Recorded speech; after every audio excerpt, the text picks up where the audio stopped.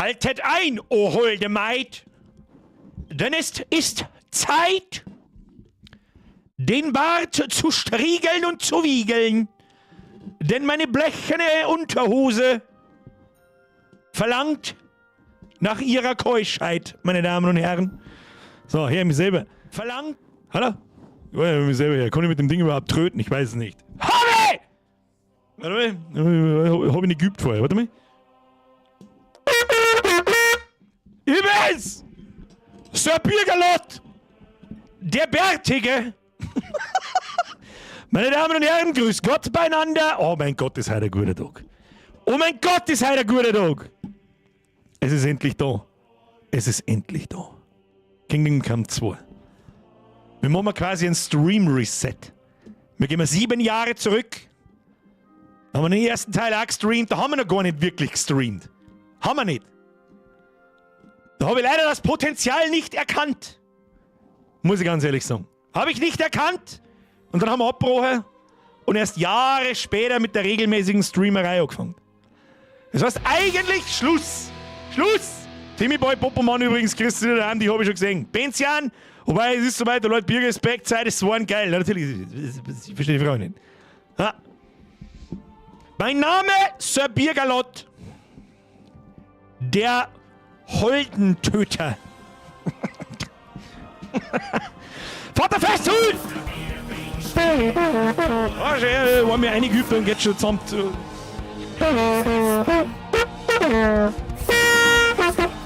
Da war ich, bin gespannt, wie lange das Internet heute geht. Herr Festhul, Kuss auf die Nuss, welcome to the squad, merci für die Mitgliedschaft.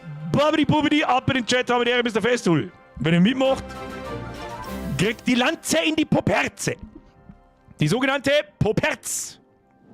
Lanz. Hanuta, merci für den Resub, Face, kriegst mir erstmal einen Haufen ein. Ich hab so lange, bin über sauber später. Habe die Ehre an den Gabo, an den oder die Nisse, das wissen wir nicht. An den Geschwinden, an den Bösel, an den Flipner, an den Bornelgramm, an den Joachim, an den Tippet, an den Bohrer, an den Kuiper, an die Denise, an den Doktor, an den Stadi, an den Mein Stefan, an den Slipstein, an den Wulfried, an den Sebi, an den Julemax, an den Steffi, an den Christoph, an den Ballmeiner, an den Brücke, an den Mitchell, an den Brausemaster. Geil, der Brause wird jetzt hergehen. Du kannst die Brause gehen! Birger der Pfähler, das werden wir herausfinden. Ich bin so gespannt. Ich bin so gespannt. Auf das, auf was ich am allermeisten gespannt ist, wenn ich da an dem Scheiß hodern einfach anziehe und nein See könnte ich schmeiß, weil sich mein Nase anfühlt, als da der Teppich drin wohne. Holzofen O. Lucke! Du bist da mega? Das war nicht der Lucke, wie war denn das jetzt? Manu! Mehr als eine Fünfer, Weißbier geholt, Holzofen O, Bier da, bester Micker. Weiß ich nicht, jetzt wenn er holde Maid in deinem Blechschritt hängt, dann Birger und Grill. Wie war jetzt das? Der Luke ist nicht angezeigt worden. Warum nicht? Machen wir sofort einen Retrigger. Luke, mehr für die Mitgliedschaft. Welcome to the squad. Kriegst du nochmal die Privattröte. Pass auf. Das war die gute. Das war die gute. Die war mit sehr viel Liebe reingeblasen. So. So, Fox, mehr für den Zwickel. Der ist ja Birkbert. Ich scheiß mich an, wie gut. Was, wie gut? Das ist ein chinesisches Handwerksprodukt. Das wackelt lustig. So, wer ist ein Luke jetzt nochmal? Ab in den Chat habe ich den Luke. Wenn er mitmacht, kassiert er umdrehen. Sagt der Cyberfox, mehr für den Zwickel, Bazooka, mehr für den Zwickel 50. Bene, habe ich! Audentes Fortuna Uivat. Ich habe keine Ahnung, was das heißt, aber es wird schon irgendwas Ritterliches sein. Irgendwas sehr Ehrenvolles. Irgendwas sehr ritterlich Ehrenvolles wird schon sein. Claire schreibt, hab für die Uni ein Essay über den Authentizitätsbegriff in Kingdom Come Deliverance 1 geschrieben. Bin echt gespannt, wie sie das im zweiten Teil umgesetzt haben. Was? Ich weiß nicht, ich müsste jetzt nach Authentizitätsbegriff suchen, was das überhaupt bedeutet. Ich sag das freiwillig, was es ist. Ich habe keine Ahnung, aber wenn es Leute gibt, die das studieren, das wird schon passen dann. Ah, Lea, das wird schon passen, du bist nach wie vor der Wichtigste, wenn du irgendwo bewirbst, ich weiß ja nicht, als was man dann mal arbeiten kann, später, wenn du irgendwo bewirbst, ist, du warst, wie soll ich sagen, der Vorstand der Anthropologie in dieser Community. Sehr gut. quasi Doktor im Gaming. Ja, genau. In Vino Veritas, in Aqua Igitigit. Birger, Bier und Brotzeit. Was gibt's Besseres an einem Mickel? Das habe ich vorher schon erklärt. Die holde Maid. Das ist ein Arschloch! Die holde Maid, die deine Horst Blechunterhosen der Haum aufschraubt. Und in Boot in deinem Store. Was? Raute nimm mein Geld. Nummer. Hecker, was ist denn eigentlich mit der scheiß Stimme passiert? Die haben's einfach mittendrin geändert. Die tust du dir das vorlässt, das redet so komisch. Kein Fatso. Mehr als 35 Monate, habe trotzdem ein Birgerlot, bitte. Ab jetzt nur noch Sire oder Sir Birgerlot oder nix anderes mehr. Mehr als dir. Hecker, was schreiben Sie? Wann gibt's die Haum und den Bord in deinem Store? Nimm mein Geld. Gar nicht wahrscheinlich. Das ist ein chinesisches Qualitätsprodukt. Herr Brasch!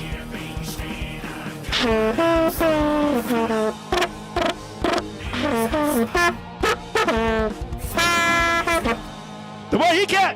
Herr Brasch! Willkommen im holden Squatter des Vollbieres. Vielen herzlichen Dank. Ja, vielleicht Anklopfgerät sei ein Vorschlag, den nehme ich vielleicht auch noch. Ja? Der Sir Cockerlot.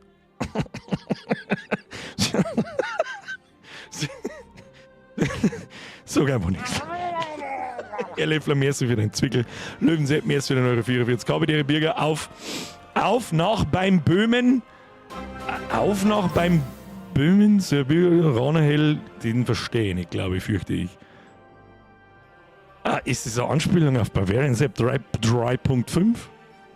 Bin mir nicht sicher. Falls ja, dann besitzt da jemand wirklich krasses Fachwissen. So ist, was ich weiß. Stark. Lass dir ein Bier schmecken, Herr Bayer! Servus, Herr Bürgerlot. Du, nachdem ich bald arbeitslos bin, wollte ich fragen, wo ich dann Bürgergeld beantragen muss. Ja, in der Agentur für Bürger. Brauchst du bloß davor hinlegen, rollst ein wenig umeinander, schreist Brot! Oder Map! Und dann wird es automatisch jeden ersten überwiesen. Eine horrende Summe überwiesen, so muss ich sagen. Ja, mehr so dir. Bei der fetten eher so ein Landschalott. Stefan X, das habe ich hoffentlich überlesen. Ja, warte mal. Das da, man kann das auch noch mal kombinieren, da hängen überall Bantel umeinander. Dieser Scheißhoden! Aber schön, was man noch damit machen kann. Ja? Lustigerweise sehe ich tatsächlich noch ein bisschen was. Ein bisschen was sehe ich noch. Ich muss auf Zeigen gehen. Das ist ein Arschloch! Ja, das kannst du auch ziehen, wenn's unterm recht rasselt. Weißt du, was es ist. So, sehe ich nichts mehr. Das ist mein Brenno gelaufen. Herzlichen Glückwunsch. Liebste, beim Jahr ist gleich Dialekt Oberpfalz. Oh, lecker, der beim Jahr ist. Na, das kann ich so nicht akzeptieren. Birgerlot, die Donation, Merci dir. Animation. Andal, Sir Birgerlot, die Donation ist teilweise wieder die alte. Das ist... Da sprach der Scheich zum Emir. Was? Ja, dann zahl Das mal ist keine und alte. Emir. Bierkrüge. Ja, von meinem Nabag ist das keine alte gewesen, aber die Stimme ist eine andere. Das hat sich mittendrin auf einmal wieder umgestellt. Frag mich bitte nicht warum, aber ich weiß es auch nicht. Andal, merci für den Fünfer. Kuss auf die Nuss. Herr Abak, da sprach der Scheich zum Emir, ja dann zahlen wir und gehen wir. Das ist aber nicht schlecht. Normalerweise zahlt man ohne zum Gehen. Beziehungsweise man geht ohne zum Zahlen. Je nachdem. Je nachdem das Level des Sir Hurensohns. So, Schluss jetzt. Was ist jetzt? Zitrone, wir müssen jetzt zum Spiel fangen. Zitrone keine mehr für den Reset. Ella!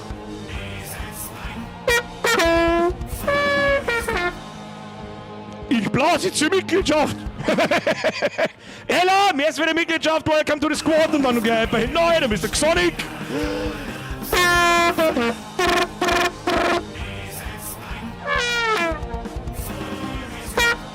Da war ich gehört. Alle zwei haben es da schon lange gehört. Habe die Ehre an den Ella, habe die Ehre, oder die Ella, das wissen wir nicht, und habe die Ehre an den Xonic. Vielen Dank für eure Mitgliedschaft, Kuss auf die Nuss und jetzt ist er gut. Ab in den Chat. Meine Damen und Herren, wir starten das Spiel. Das Feeling, wenn du weißt, du fängst jetzt mit dem Ich bin Spiel an, das... entrüstet, sagte der Ritter und stand nackt im Wald. Hab kurz braucht, gebe ich zu. Flo! Merci dir. Schluss jetzt! Alert Sounds aus! Dieser Moment. Wenn du genau weißt, mit sehr hoher Wahrscheinlichkeit hast du da ein richtig gutes Spiel vor der Nase und du startest das zum ersten Mal und fangst da damit. Akmanik! Heute ist ein Postcards gehört, wo es um Biergarten gegangen ist. Und jetzt Metal, Alter. Beste Leben.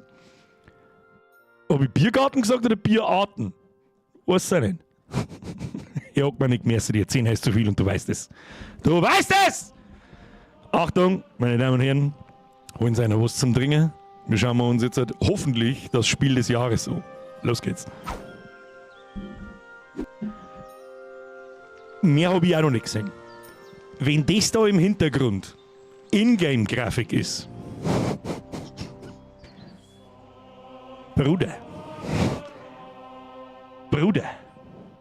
Jesus Christ. Jesus Christ.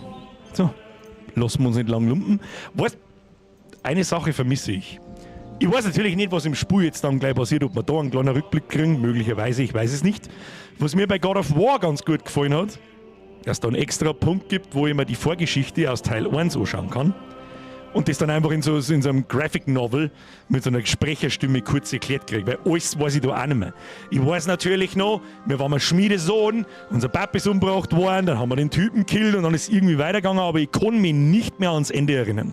Sag ich ganz ehrlich. Ich kann mich nicht mehr ans Ende erinnern. Darum hoffe ich schwer, dass das vielleicht noch mal ein bisschen aufgegriffen wird. Bitte lehnen Sie sich zurück, wir pressen den Button Neues Spiel. Was da das deutsche Sprachpaket runtergeladen, du Zipfee? Weiß ich nicht, was das für eine Frage ist. Da steht alles Deutsch. Das sehen wir jetzt gleich. Mavi, merci dir. Anfang des 15. Jahrhunderts versinkt das Königreich Böhmen im Krieg. König Wenzel IV. wird von adligen Rebellen und seinem Bruder König Sigismund von Ungarn gefangen genommen. In Abwesenheit... Du warst so langsam.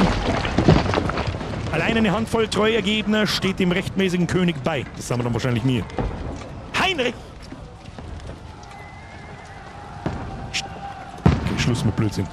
Sugdol 1403. Schieß weiter! Nicht aufhören!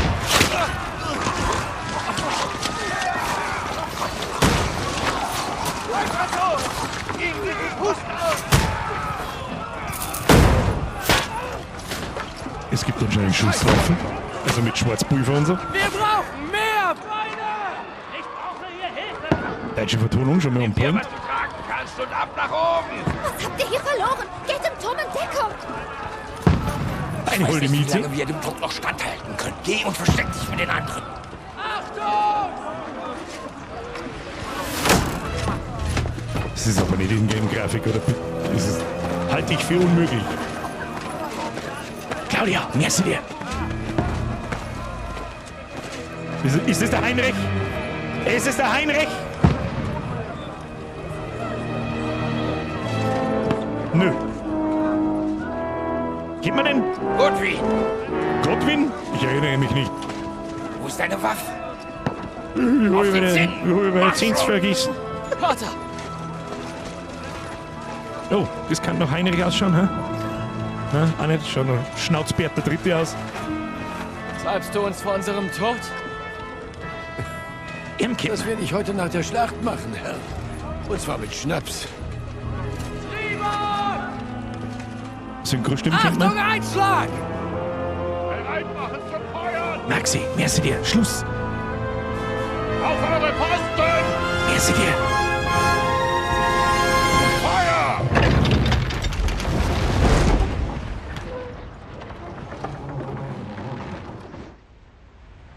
In Deckung!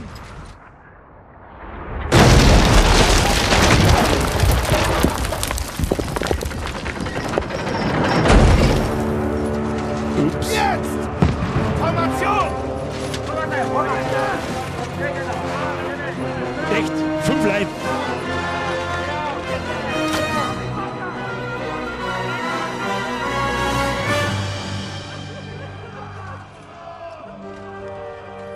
Ein böses Erwachen, hä? Ihn kennt man doch. Den im Gelben. Zeigen wir es den Schweinen. Ist das nicht der Prinzenbull? Zeigen wir es den Schweinen, gibt der Bornbus und lauf weg. Oh Gott, muss ich jetzt? Ah! Das ist so fühlen. Muss ich was machen? Ich gebe mir überhaupt nicht mehr aus. Oh mein Gott, ich muss tatsächlich was machen. Sterbesakramente. Nimm die Treppen zu den vorderen Wellen. Da bin ich. Oh Gott, Maus ist da. Halt, stopp. Halt, stopp. Halt, stopp. Wir haben wir sofort mittendrin. Spieleinstellungen. Machen wir Maus-Sensitivity. Da kriegst du schon wieder einen kompletten Vogel. Steuerung. Mausempfindlichkeit. Gleich mit Hälfte oben dran. Bestätigen. Ja. Besser. Wir müssen sie zurückdrängen.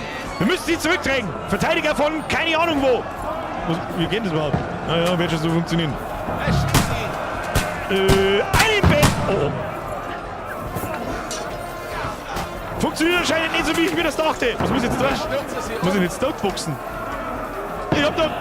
Kann ich das Schwert nehmen? Ich weiß nicht, was ich muss, ey! Ah ja, Schwert. Ich muss warten, wie der Kampf funktioniert! Na, gib mal! Ja, das ist gut. Na, auf R lockt man nicht noch. Ah, richtig Maustasten lockt man noch. Ja, kriegen wir schon. Kriegen wir schon. Schießt man irgendjemand beim Bett, den schießt man im Bälle rein. Also, okay, das Ding schießt ein wenig drüber. Hab schon verstanden. Hab schon verstanden. Aim ist noch nicht so da, aber das wird schon noch. Wo schießt man hin? Ich weiß nicht, auf wen wir schießen. Auf ihn. Hat's ihn schon. Bürger ist der Outfit ein bisschen warm. Ja, es geht so. Auf wen schießt man? Warum? Tu mir den Typ da weg, Gary! Komm mir nicht da mit den... Tu mir den weg jetzt da! Da, mal mit dem Putzelband, da mal. Hilft dir mal das Tor am Burghof zu verteidigen. Wie denn? Ich sprint einfach runter. Okay, da sind wir. Ich schieße einfach mit rein. Wird schon was bringen, hätte ich gesagt. Haltet die Schilde hoch! Worauf warten die noch, verdammt? Lasst sie brennen! Ist das alles, was ich tun kann, oder? Ich verstehe es nicht. Hoppen! Ah, sind sie so da drin! So ist schön! Weil ich die Pfeile mehr verdüdeln. Bereit machen zum nächsten Angriff. Ich gehe wieder auf, ey! Schieße jeden im Bälle ein. Ich muss bloß dir verziehen, hab ich schon gesehen. Da steht eine Hellebarde. Das ist nicht. Du sollst nicht ausspringen, du sollst. Wahnsinn, zieh! Da kann ich mehr da! Da ist doch gar keiner mehr da! Hallo? Ich weiß es nicht. Was wollen Sie von mir? Hallo? Warte mal.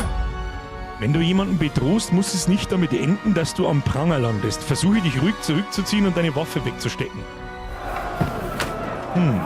Ja, du musst schon lesen, was du tun musst. Ja, wo? Da steht nichts, was ich tun muss. Ich soll helfen, die Burgmauer zu verteidigen. Wo denn? Auf der anderen Seite hinten, möchtest du sagen. Keine Ahnung, gehen wir einfach mal irgendwo mal an. Godwin! Ich bin der Godwin. Wer hat das gesagt? Lesen ist ein Hater. Da hinten ist er! Schreiner, du Dreck, weiß ich nicht. Hast du auf Basic in den Kreisverkehr eingestellt und von da aus geschrien. Bin du da? So, das machen wir wie im Einsatz. Da habe ich einmal mit dem Bogen so einmal reingeschossen und dann mit dem Schwert noch gedroschen. Jetzt halt. Halte dein Schwert bereit, drücke 1. Ich drücke überhaupt nichts 1. Ich drücke erst einmal. Stoßt sie um! Wen stoßen wir um? Ach du Scheiße. So, Schwert bereithalten und rein damit. Drücke links, um anzugreifen, du kannst dich verteidigen und dabei umsehen, indem du rechts die Maustaste gedrückt hältst. Aha, ich verstehe. Wir weiß, wenn wir die Leute einfach wegschubsen.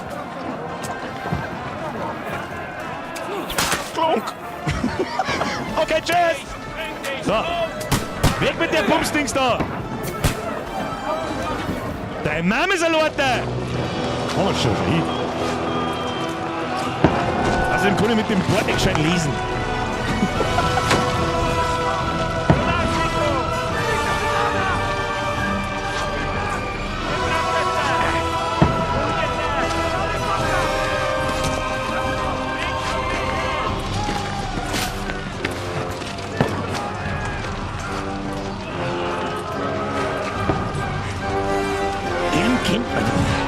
Das ist der komische Prinzenbruder, oder nicht?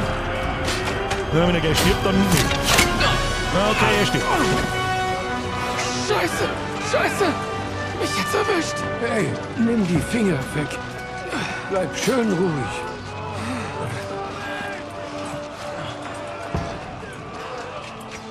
Audentes Fortuna, leck mich Juvat. Haben wir das nicht vorher im Chat auch schon gehabt? Aber wir sollten doch nur was überbringen auf Trotsky. Alles, was ich erwartet hatte, war doch nur ein Schäferstündchen. Das muss es sein, der hat ja mich auch wie so einen Scheiß geredet. Ich weiß bloß nicht mehr, wie der heißt. Hans? Oder Hans gar? Ich weiß. Wo kommen jetzt die im Innenhof her? Haben wir doch alle angezinnt, oder nicht?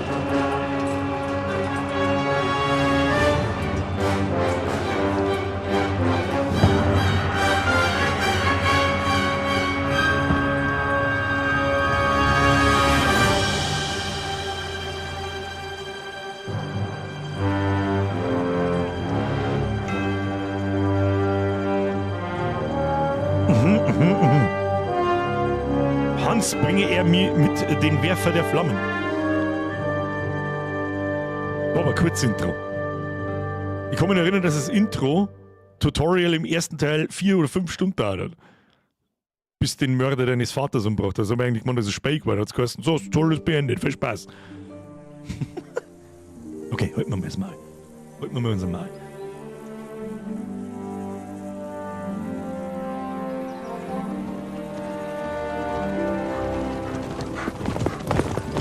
Dog.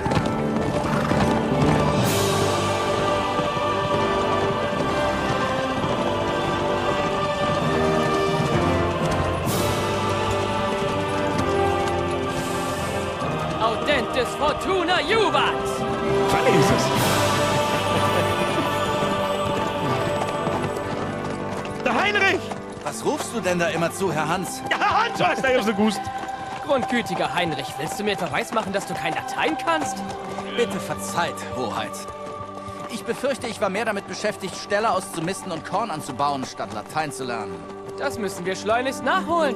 Ich kann doch kein Ignoramus zum Leibwächter haben. Also gut, dieses Auden oder so, was soll das bedeuten?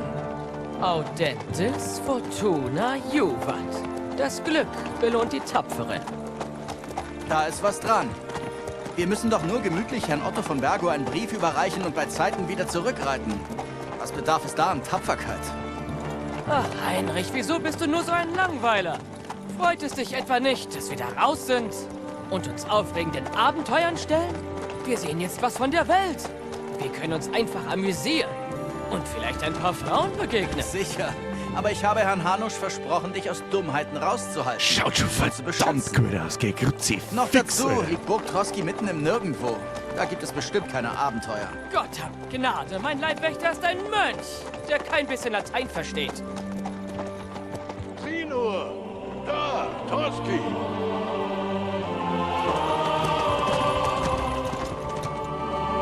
Schau dir die Umgebungsgrafik an. Bist du behindert?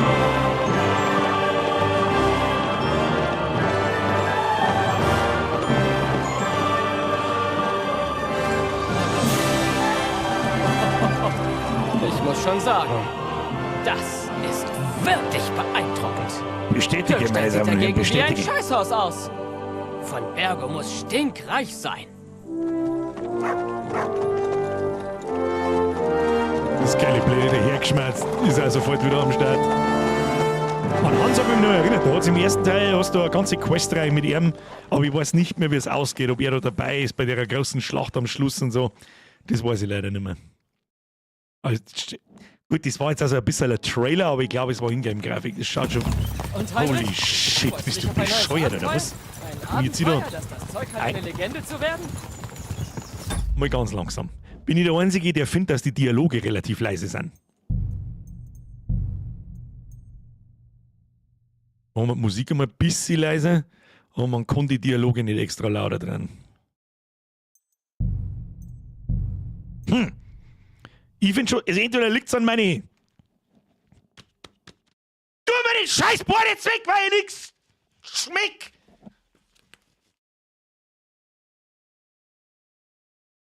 Na, so auch nicht!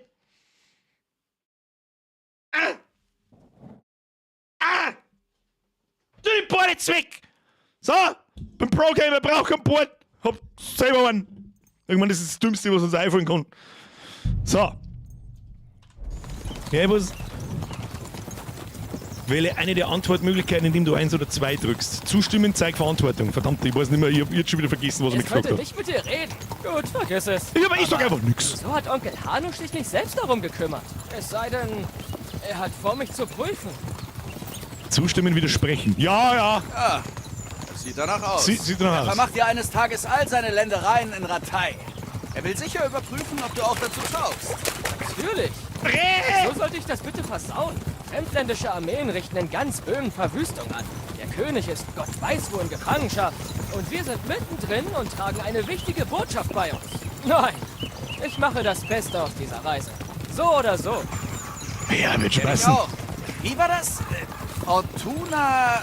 Audentis Fortuna Juvat. Siehst du?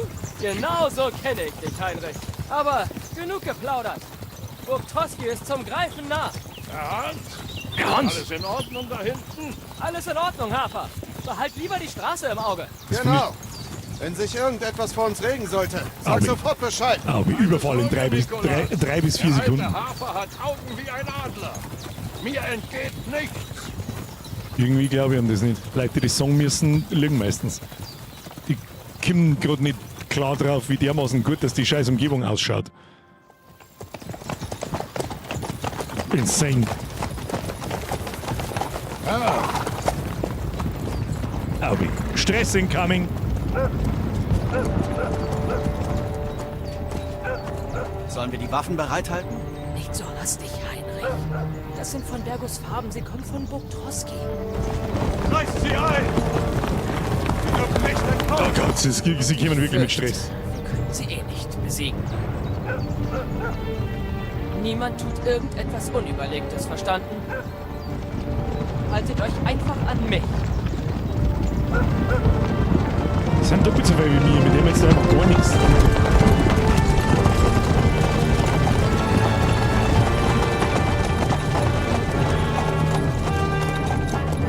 Halt!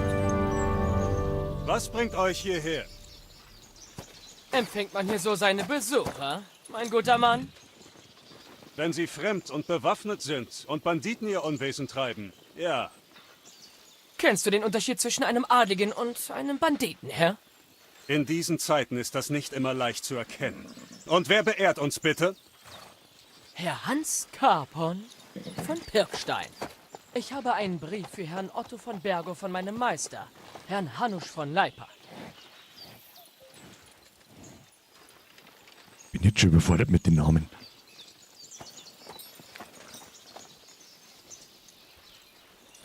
Ja, das ist tatsächlich das Siegel der von Leipas. Und wenn ich mich recht erinnere, hat sich Herr Hanusch von Leipa auf die Seite von König Wenzel geschlagen. Nun, ja. Wohingegen mein Herr Mitglied der Herrenvereinigung ist. Auf Seiten König Sigismunds.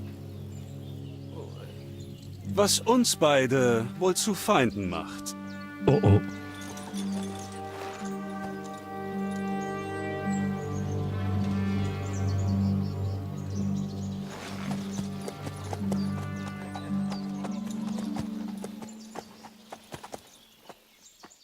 Wir sind keine Feinde.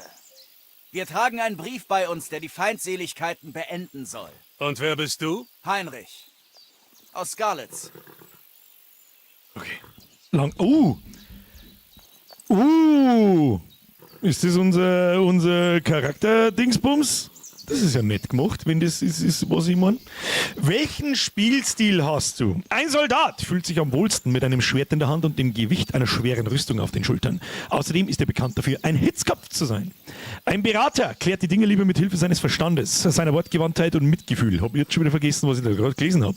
Ein Späher agiert gerne aus den Schatten und erledigt seine Aufgaben still und leise im Geheimen. Durch die Wahl eines Spielstils erhältst du zu Beginn ein paar Erfahrungspunkte. Welche Fertigkeiten du in Zukunft erlernst, hängt allerdings ganz von dir ab. Ich bin Soldat und Herr Campons Leibwächter. Ich bin Berater, also Berater sind wir auf keinen Fall. Auf keinen Fall.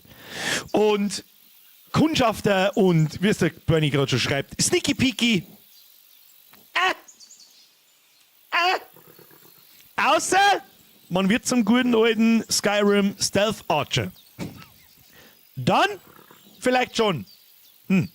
Ansonsten, sicherlich, rennen wir da als fetter Tank um die Hand mit einem verdammten Zweihänder. So sieht's aus.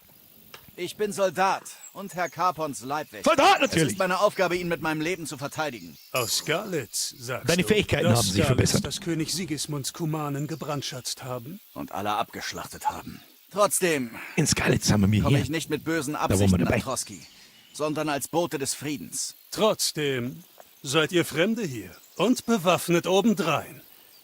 Und wie es der Zufall so will, sind wir genau solch einer Bande auf den Fersen. Warum sollte ich euch also trauen? Überzeugen. Du kannst viele Situationen lösen, indem du deine Überzeugungskunst spielen lässt. Und das ist in dem aktuellen Fall ist es wahrscheinlich gar nicht mal so verkehrt, weil die haben einfach doppelt so viel Leid wie mir. In Dialogen kannst du häufig mit einer der unten aufgeführten Optionen reagieren. Aber pass auf, wenn du dein Gegenüber überzeugen willst, muss er dir auch glauben. Redekunst. Du versuchst die Situation ruhig und ohne Konflikt zu lösen. Muss ich da jetzt irgendwas auswählen? Nein, das hat nichts mit Skills zu tun. Ja? Charisma, du nutzt dein edles Auftreten und deinen guten Ruf. Ich fürchte, dass der nach 5 bis 10 Stunden Playtime nicht mehr vorhanden ist. Macht! Du versuchst dich als Held und Beschützer der Schwachen zu präsentieren. Nötigen. Du sagst alles, um deinen Willen durchzusetzen, selbst wenn du dabei lügen und andere manipulieren musst. Das ist jetzt schon besser. Dominieren. Du machst deinem Gegenüber klar, dass du ihm überlegen bist. Das ist jetzt aktuell vielleicht, geht so. Ängstigen. Wenn Argumente nicht mehr helfen, dann vielleicht Drohungen. Die Fertigkeit überzeugen wird von anderen Werten und Fertigkeiten beeinflusst. Detaillierte Beschreibungen findest du in deinem Inventar im Tab Spieler. D für nächste Seite. Viele Situationen lassen sich durch Argumentation mit dem Gegenüber lösen. In Dialogen kannst du mit den unterschiedlichen Optionen, aber sei vorsichtig, dein Gegenüber wird dir wohl möglich nicht immer glauben. Meine Groschen, deine Attribute. Da haben wir, das sind die Attribute von Grad mit Macht, Dominieren. Mit Geld kann man vielleicht bestechen irgendwann mal. Das ist der Ruf bei der Gegenseite und das ist an die anderen Sachen. Überzeugung ist nicht einfach eine Frage deiner Fertigkeiten. Es kommt außerdem darauf an, mit wem du sprichst, wie du aussiehst und wie dein Ruf ist. Was? Wie ich aussehe? Was kann ich für mich aussehen? Hallo? Einer Bande von Halsabschneidern mit Gewalt zu drohen hat für gewöhnlich wenig Sinn. Ebenso verhält es sich, wenn du dich als Edelmann ausgibst, während dir Stroh aus den Stiefeln guckt.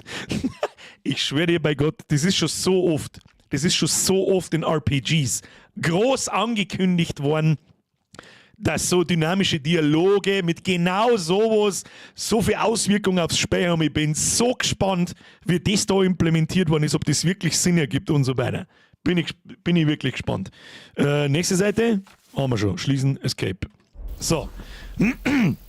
Wähle weise. Wenn du Redekunst wählst, wirst du deine diplomatischen Fähigkeiten nutzen, um zu versuchen, die Situation zu klären.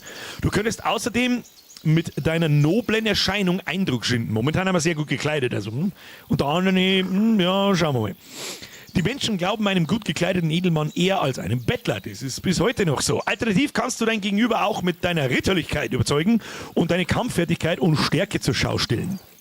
Ist das jetzt eine Drohung? Als Gesandte bieten wir ein Bündnis an. Sehen wir wirklich wie Banditen aus? Das ist für mich eigentlich das Logischste. Wir sind Soldaten. Überlass die Banditen uns. Oh, das kann zu einer Folgequest führen, wo wir mir die Banditen zusammendreschen. Aber ich darf jetzt einfach mal mit der neutralen Geschichte. Ja, aber das ist anscheinend das Schlechteste. Oben haben wir die Werte. Ich weiß jetzt die Begriffe nicht mehr, aber Redekunst 14. Was ist das Herzzahl? Wahrscheinlich Charisma, keine Ahnung. Und das, glaube ich, war Macht. Und da haben wir 16. Das heißt, eigentlich ist das Beste, wir sind Soldaten, überlass die Banditen uns, ist dann automatisch die höchste Wahrscheinlichkeit, zu einem Erfolg zu führen, zum Positiven. Ich nehme den. Warum sollte ich euch also trauen? Wir sind Soldaten, überlass die Banditen uns. Wir wollen eine Allianz aushandeln. Und wir können dir bei diesen Banditen helfen. Zusammen werden wir ihnen eine Lektion erteilen. Als Zeichen unseres guten Willens. Sie hört sich doch Und dann vernünftig an. eskortierst du uns nach Troski, wo dir alles erklärt wird. Versprochen. Mit dem Schwert an So der wie Kehle. ihr aussieht, könnte eure Hilfe wirklich nützlich sein. Nun gut, Siehst du? Siehst du mal? Da siehst du, kannst du mal sehen.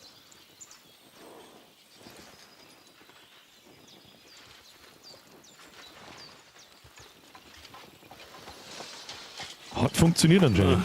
Verzeiht den rauen Empfang. Wir müssen vorsichtig sein. Diese Banditen rauben, morden und verschwinden ungesehen. Wir ziehen weiter. Wollt ihr uns nicht zu eurem Herrn eskortieren und vorstellen? Bedauere, aber das geht nicht.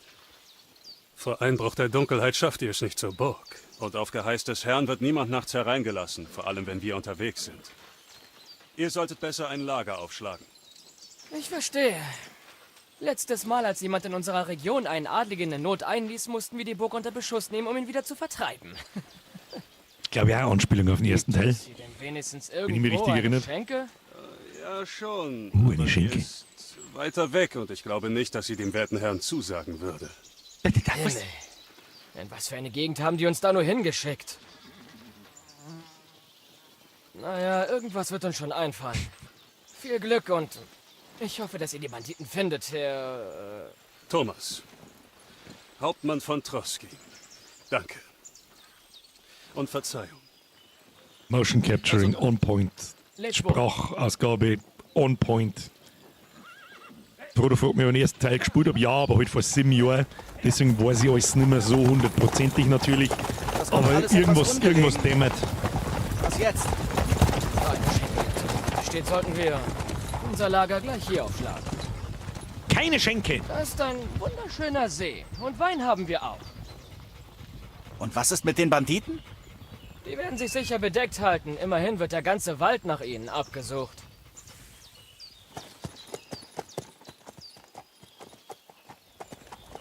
Das ist kein Kleidsprengen, das ist eine sogenannte Schabracke. Wieder ready. Na los, Männer. Wir lassen uns Glaube am Ufer zumindest. nieder. Hier können wir schön baden. Ich rieche fast so schlimm, wie ihr es tut. Und ihr stinkt bis zum Himmel. Er war im ersten, wie sagt man da? Der König ist er ja nicht. Der Hans war im ersten Teil schon ein lustiger Kerl, der war immer nur Weibern, Schlägern, Saufen und Partei machen. Gefällt mir gut. So, natürlich habe ich vor lauter Laberei jetzt wieder nicht gecheckt, was wir tun müssen, aber das Lager hat sich offensichtlich von selber aufgeschlagen. Schauen wir mal ein wenig an, was wir da so tun können. Was ist mit dem Hund? Dog! So, die erste Prüfung, die das Spiel abliefern muss, ist, kann man den Hund streicheln oder nicht? Wenn ja, best game ever. Den Hund bei Fuß! Rufe Köter zu dir. Das ist mein Hund! Halt X gedrückt, um Köter zu rufen. Was jetzt, C oder X? Komm her! Was soll das, Köter? Bist du so hungrig? Na gut, ich finde schon was für dich. Kann ich die streicheln? Oh, der ist ein bisschen, ja, klitscht ein wenig durch Sachen durch und so. Kann man schon mal so, reden. Alt. Alt. Füttern, Befehle, Verhalten. Befehle, füttern. Den wir mal futtern. Sieh mal, was ich für dich habe. Ach, ich hab nichts für ihn. So weit geht das auch noch. Oh. Wieso? Was jetzt? Rede mit Capon. Finde ihn, indem du den Kompass am oberen Bildschirmrand folgst. Naja, gut, macht. Ich muss nach B. Da hinten steht er. Ich meine, ich hab ihn ja schon gesehen. Ich möchte jetzt den Hund streicheln. Loben. Wieso kann ich ihn nicht loben? Weil er gerade Kaka gemacht hat? Oh, er schaut auch richtig gut aus. Schau mal in sein Gesicht da. Oh, pass auf. Hierher, Junge.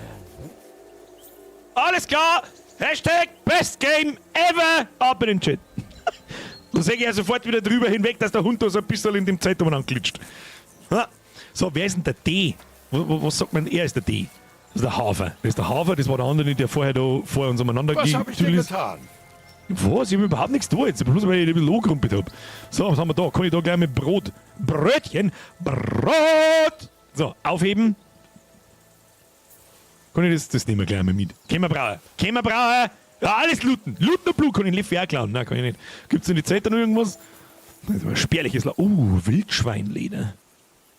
Alles wird gelootet. Was haben wir da? Edler Wein. Oh, das nehmen wir mit. Wir nehmen alles mit. Alles, was nicht festgenagelt ist, wird mitgenommen. Oh, dann, Alter, da gibt es diese Festmahl liegt da umeinander.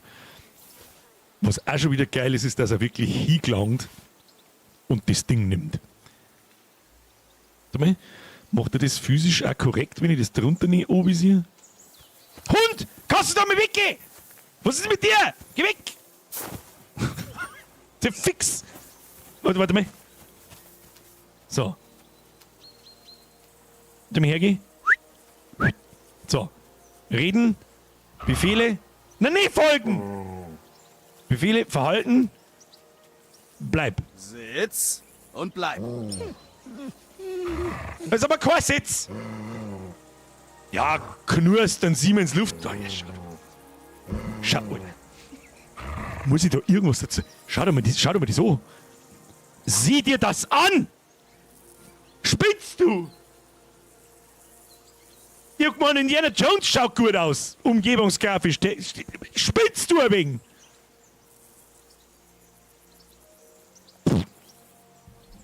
Und es ist keine Unreal Engine. Das ist CryEngine, soweit ich das am Anfang bis schwer aufgegangen ist. Gesehen habe. So, gelangt er jetzt da auf das zweite Brötchen hin. Und das kann ich nicht nehmen. Er nimmt es physikalisch richtig. Bin beeindruckt. Oh! Komm schon, Konrad. Was? Würfeln wir ein paar Runden. Herr im Himmel, wie oft muss ich dir das noch sagen? Ich würfle nicht mit dir. Warum? Weil du betrügst. Gar nicht. Ach ja? Gar Und nicht. warum gewinnst du dann ständig? Hm? Ist doch ganz klar. Ich gewinne ständig, weil du ständig verlierst. Haha. Sehr witzig. Aber im Ernst, Konrad, alter liebe es. Kumpel. Lass uns würfeln, hä? Nee. Nee. Dann schauen sie mich wieder an. Sollen wir mal mit ihrem Bier finden? Hä? Wie tut man das? Warte mal, reden kann ich. Fangen wir an. Was glaubst du, wie das morgen ablaufen wird? Kennst du die Region hier? Woher stammt der Tisch? Was ist das für Dialogoption? Woher stammt der Tisch? Woher hast du diesen Tisch? Aus der Höhle hinter mir. Der lag da so rum. Ich dachte mir, auf dem spielt sich's besser als auf dem Boden.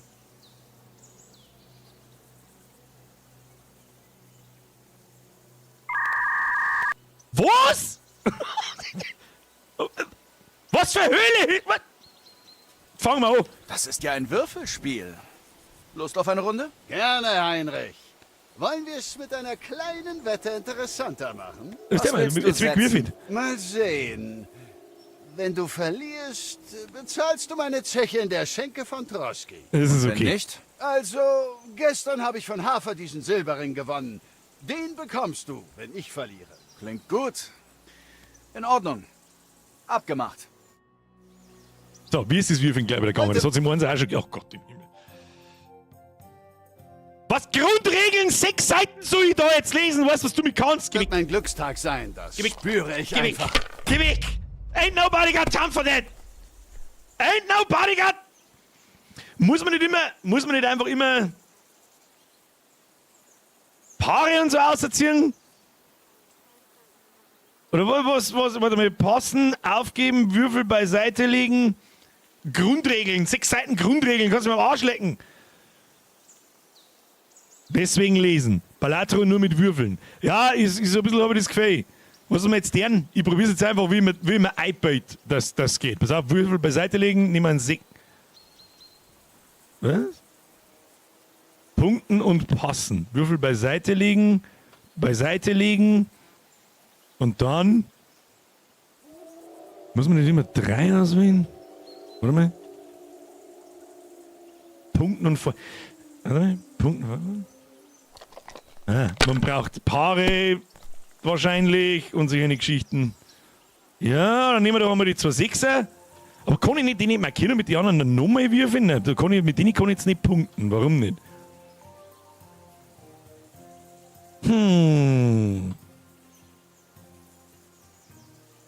Einer schreibt 1 und 5 und Straße. 1 und 5, das habe ich nicht mehr gewusst. Jetzt mach endlich. Ich will auch spielen, weißt du? Schauen wir mal, was passiert. Schauen wir mal, ob wir es herausfinden. Da, Nummer 1. Würfel beiseite legen, punkten und fortfahren, punkten und passen. Wo ist der Unterschied bei punkten und passen? Ich glaube nicht, dass wir Nummer 1 kriegen. Bleiben wir auf Q und punkten und passen.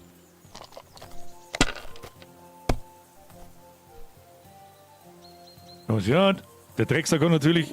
Er tut auch ein 1 auf Zeiten. Mit den 5 hat er jetzt nichts da. Scheiße, kann man das Spiel auch lernen. Okay, dann nimmt er jetzt einen 5 und 3 4er. Hä? Weiter mache ich nicht. Verstehe ich nicht. Aber ich habe das Gefühl, ich kann jetzt da, ne? Oder also ich kann jetzt entweder so machen oder 2 4er, kann das sein, ne? Also haben bloß 5er und 1er interessant. Sehe ich das richtig? So, Punkten und fortfahren. Dann nur ein 5er her. Schauen wir mal. Oh! Oh! Punkten und passen. Punkten und passen. Hm? Aber wir probieren, was passiert, wenn man die Sachen markiert. Punkten und fortfahren. Der haben wir nur eine Runde. Ah, du bist ganz schön mutig. Ganz schön mutig. Haben wir nur einen Fünfer. Naja, sei es drum.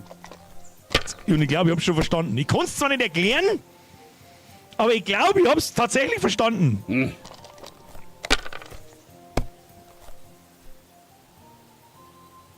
Jetzt natürlich hast du 3 Fünfer, du Drecksack. Das wird reichen. Aber er tut nochmal, und wenn er jetzt keinen Einser und keinen Fünfer nicht hat, dann kriegt er gar keine. Ja, natürlich hast du einen Fünfer, du Arschloch! Das reicht mir. Ja, Für die Würfel. Ja, ich glaube, ich hab's schon gecheckt. Ich glaube, ich habe es schon verstanden. Wir haben 3 Einser.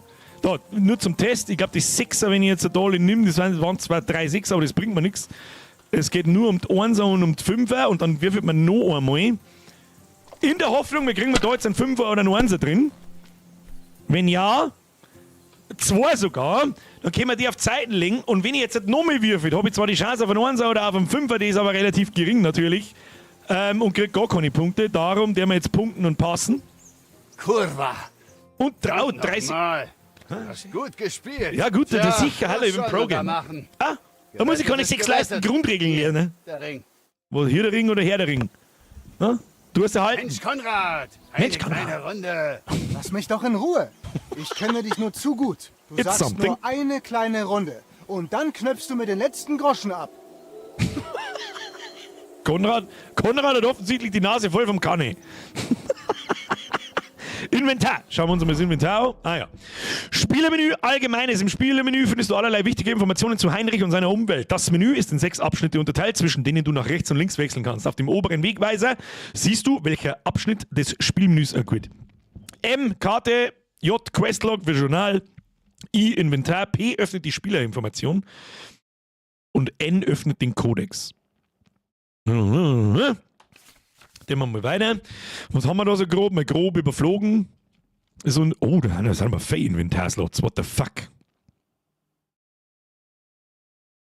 Heimpolsterung. Ah, ja, genau. So war das im ersten Teil, glaube ich. Ja, du hast, deine Rüstung hat mehrere Schichten. Also du hast im Prinzip eine Unterwäsche, du hast ein Hemd, dann hast du eine Heimpolsterung und dann hast du erst einen Helm auf. Irgendwie so war das, wenn ich mich richtig erinnere. Dann haben wir einen Beutel, eine Fackel, einen ganzen Kleidungssatz offensichtlich, dann haben wir Beutelslots, wir haben Gürtelslots, wir haben Dolche, wir haben Google und so weiter.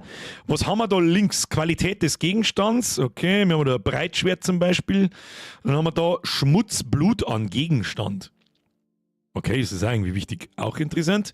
Dann haben wir natürlich Namen, ausgerüstete Gegenstände, Menge, Stärke, Qualität, ist das Herz, Gewicht und Preis, jetzige Traglast und Kapazität und das jetzige Geld. E, Gürtel bearbeiten, X fallen lassen, bla bla bla, okay, das kriegen wir hin. Spielemenü, Rüstung anlegen. Helmpolsterung unter Helm, Gambison unter Brustplatte, gesteppte Hose unter Beinrüstung, Schuhe mit Sporen, das ist genau das, was ich gerade gesagt habe. Das ist dieses mehrschichtige System, das hat es glaube ich im Einser auch schon gegeben, aber nicht ganz so, da hat es glaube ich nicht ganz so viele Inventarslots gegeben wie da. Und je mehr er zeigt das natürlich aus, desto langsamer bist du an, desto schwerer ist alles gewesen und so weiter und so fort. Aber ich nehme mal an, da kann man mit Skillung dagegen arbeiten, dass einem schwere Rüstung nicht so viel ausmacht und so weiter und so fort, je nachdem, wie man halt spielen wollen. Was haben wir da? Spielen wir. Kleidungssätze. Das interessiert mich schon, das scheint nämlich neu zu sein. Im Inventar kannst du 3 Kleidungssätze für 3 verschiedene Anlässe festlegen und zwischen ihnen wechseln. Jeder Kleidungssatz wird mit einem Wappen markiert und jeder Gegenstand, der zu einem Kleidungssatz gehört, erhält dasselbe Wappen. Zeigt einen Gegenstand mehrere Wappen, bedeutet das, dass du ihn in mehreren Kleidungssätzen ausgerüstet hast. Du kannst zum Beispiel, Kruzifix, ich bin so verdammt heiser heute, was ist da los? Du kannst zum Beispiel folgende Kleidungssätze festlegen. Eine vollständige Plattenrüstung für den Nahkampf, eine unauffällige Montur für heimliche Missionen und einen eleganten Kleidungssatz, wenn es darum geht, Eindruck zu schinden. Auf O, Kleidungssatz wechseln. Nächste Seite, haben wir. So schaut unser Inventar aus. Wir haben ja schon voll das Zeug da. Hände, Handschuhe. Sag ich da irgendwie Stats zu dem Ding? Alter, das Menü ist ja schon wieder... Also es schaut auf alle Fälle, glaube ich schon, wenn ich mich richtig erinnere, besser aus wie im Einser. Schön mit so kleine Symbole und Zeichnungen und so. Waffen, Rüstung, Nahrung, oder Gewicht, was wert ist, die Qualität. Was war das gleich wieder? Hauptattribut. Was genau sagt man das? Weiß ich nicht mehr. Egal. Anzahl und ob wir es ausgerüstet haben. Dann haben wir Bücher, Materialien, Quest-Gegenstände. Ah ja. Ich sehe schon, offensichtlich ist es ein kompletter Rüstungssatz. Gibt es nicht irgendwie ein Tooltip oder so? Warum haben die jetzt zum Beispiel Golden Qualität 3? Kann ich da nicht irgendwie umziehen? T-Hilfe? T? Nein, das ist es nicht. Schließen, umziehen wollen wir uns. Sie haben optisch überall ein Schippball draufgelegt. Und es kostet keine 80 Euro! Gut, bis jetzt haben wir auch noch nicht viel gesehen. Ich mag nicht vorschnell urteilen, aber bis jetzt, was ich gesehen habe, schaut richtig gut aus. Da gibt es einmal nichts. Dann haben wir Groschen, 1403, ob das Absicht ist. Und das Wulzauleder, das wir vorher. Oh! Okay, warte mal. Polster. Das habe ich gesucht. Da schau her. Komposit Eisenhut. Den haben wir mir gar nicht auf. Warum sehen wir unseren Eisenhut nicht? Ah ja, das sieht man da, der ist nicht ausgegangen. Ein einfacher Eisenhelm bestehend aus mehreren Metallblechen, bla bla bla. Und da sieht man wunderbar positive und negative Stats. Da muss ich jetzt ein bisschen auf Zeiten gehen, für Leute, die es vielleicht noch nicht gesehen haben. Da sieht man die Verteidigung für Stich, Schlag und Wuchtwaffen. Die Auffälligkeit ist natürlich mit dem Teil beschissen. Es macht ewig die Geräusche. Es ist sehr sichtbar. Charisma gibt es uns 6. Blut ist keins Droh. Träg ist keiner Droh, weil es uns auch noch nicht geworfen hat. Haltbarkeit ist 21. Qualität ist 2. Zustand und Gewicht. So, was mich jetzt interessiert ist, es gibt da ein paar so Rüstungsteile, die haben so einen goldenen Schein hinten drauf. Das haben wir aber alle anscheinend. Ich meine, vielleicht haben das irgendwelche Special-Rüstungen, die irgendwelche speziellen Attribute haben. Sowas wie Sets in Diablo oder irgendwie so. Aber, wie machen wir das wieder zu? Wie mache ich zu? Wie mache ich dieses zu? Wie komme ich wieder in das Menü hier? Oh. Was ist denn da wieder los? Herr Plötzensepp! Kriminalfeier! Heute war es wieder einigermaßen ruhig, kommst du daher? Ich hast mir sauber Chicago gespielt. Ich weiß nicht, was das ist. Herr Plötze, merci dir. Please, reißen Sie sich zusammen mit den überdimensionalen Donationen. Von ganzem Herzen Dankeschön. Kuss auf die Nuss, das ist zu viel. Zweite Rüge. Warte, ich mach da sogar ein Herz alleine, obwohl ich die rügen muss. Link in der Beschreibung hernehmen und nicht den scheiß behinderten YouTube-Superchat. Dankeschön. Dennoch natürlich merci. Es ist quasi Kopf weggesprungen und drauf geschissen. Merci dir. So, wir machen jetzt den Bums da wieder zu. Wir machen das da jetzt halt wieder zu. Drücken wir auf Escape. Na, machen wir so. So habe ich es aufgemacht, wie mache ich es wieder zu? Ah! Okay, so, kann ich. Ah. Und schon haben wir unseren geilen Plattenhelm auf.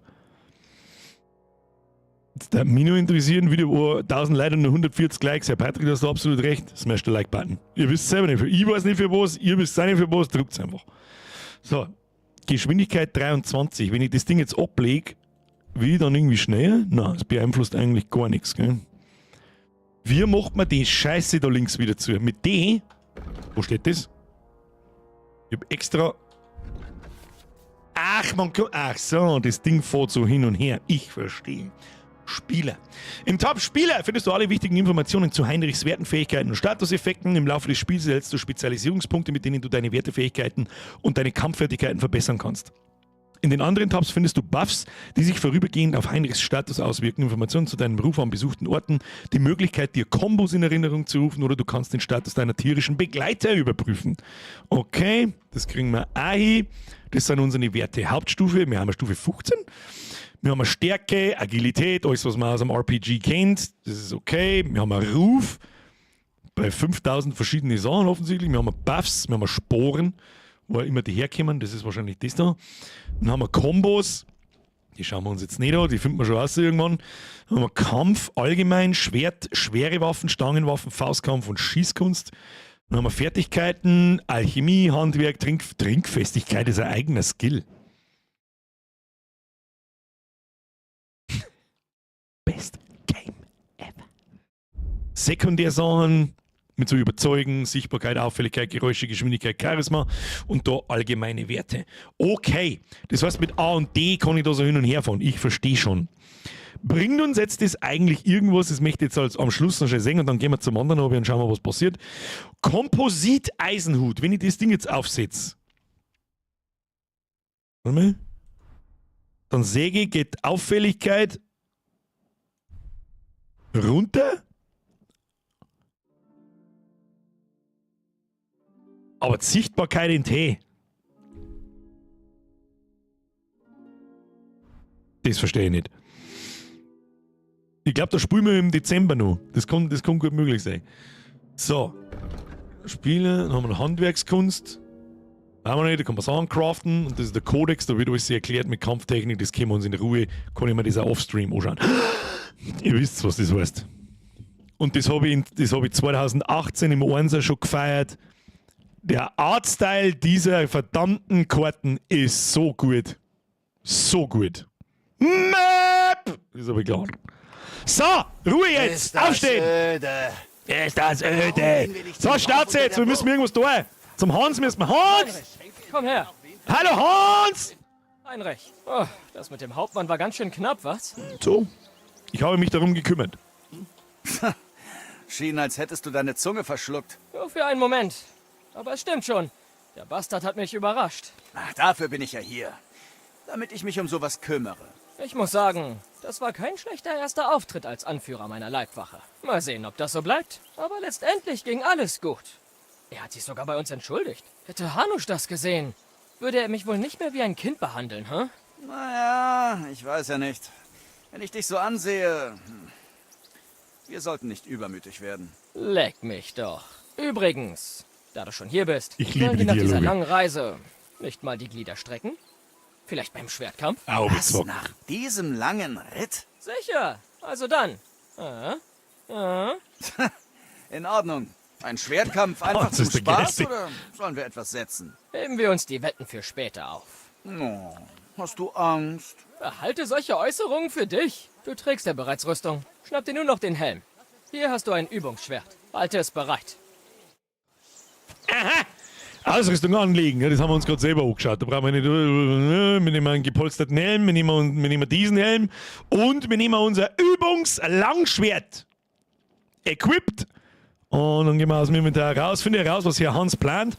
Statte dich mit Rüstung und Schwert aus. Oh, und dann gibt es wieder diese geilen Arenen da. Ich meine, wo tut man Waffen wechseln? Kann ich da nicht?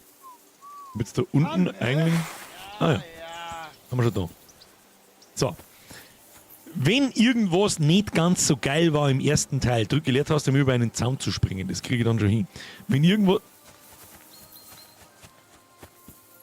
Das ist also die sogenannte Höhle, wo der andere den Tisch gefunden hat. Aha. Aha. Ob das nicht das Schlossknacken-Tutorial wird da. Werden wir dann sehen. Das war das Kampfsystem. Es geht nämlich irgendwie, ist das in... Ganz furchtbar, das war einfach, ich kann es nicht mehr wiedergeben, aber das werden uns jetzt gleich sagen, ich bin gespannt, wie es ist. Na, was ist? Beginnen wir mit dem Schwertkampf. Also, kann's losgehen? Hast du dich um den Hund gekümmert? Wehe, der frisst uns das Essen weg, während wir üben. Der Hund kann warten. Den habe ich gesagt, Sitzplatz. Also ich habe das Keine Essen nie Sorge. geklaut. Hafer kocht schon wieder diese Pampe, die nicht mal ein Hund fressen würde. Wusste gar nicht, dass du so ein Feinschmecker bist. Also gut, fangen wir an. Mit etwas Bewegung kommt auch der Appetit. So, was muss ich tun? Fangen wir an. Starte mit Rüstung und Schwert Warte. und springen wir. Gehen wir's Chill mal. langsam an. Ich greife dich ein paar Mal an, du verteidigst. Okay, es Los gibt, jetzt. Okay, es gibt. Beeindrucke mich. Drücke links, um einen Angriff auszuführen, bestimme die Richtung des Angriffs mit der Maus. Die 3 langen Spitzen im oberen Teil der Anzeige geben die Richtung des Angriffs an. Die Pfeilform unten ist für Stiche gedacht. Ah, okay, es gibt links, rechts, oben. Und greife an! Ich stich dir ab, das ist am schwierigsten zum... Von oben. Hörst du nicht drauf?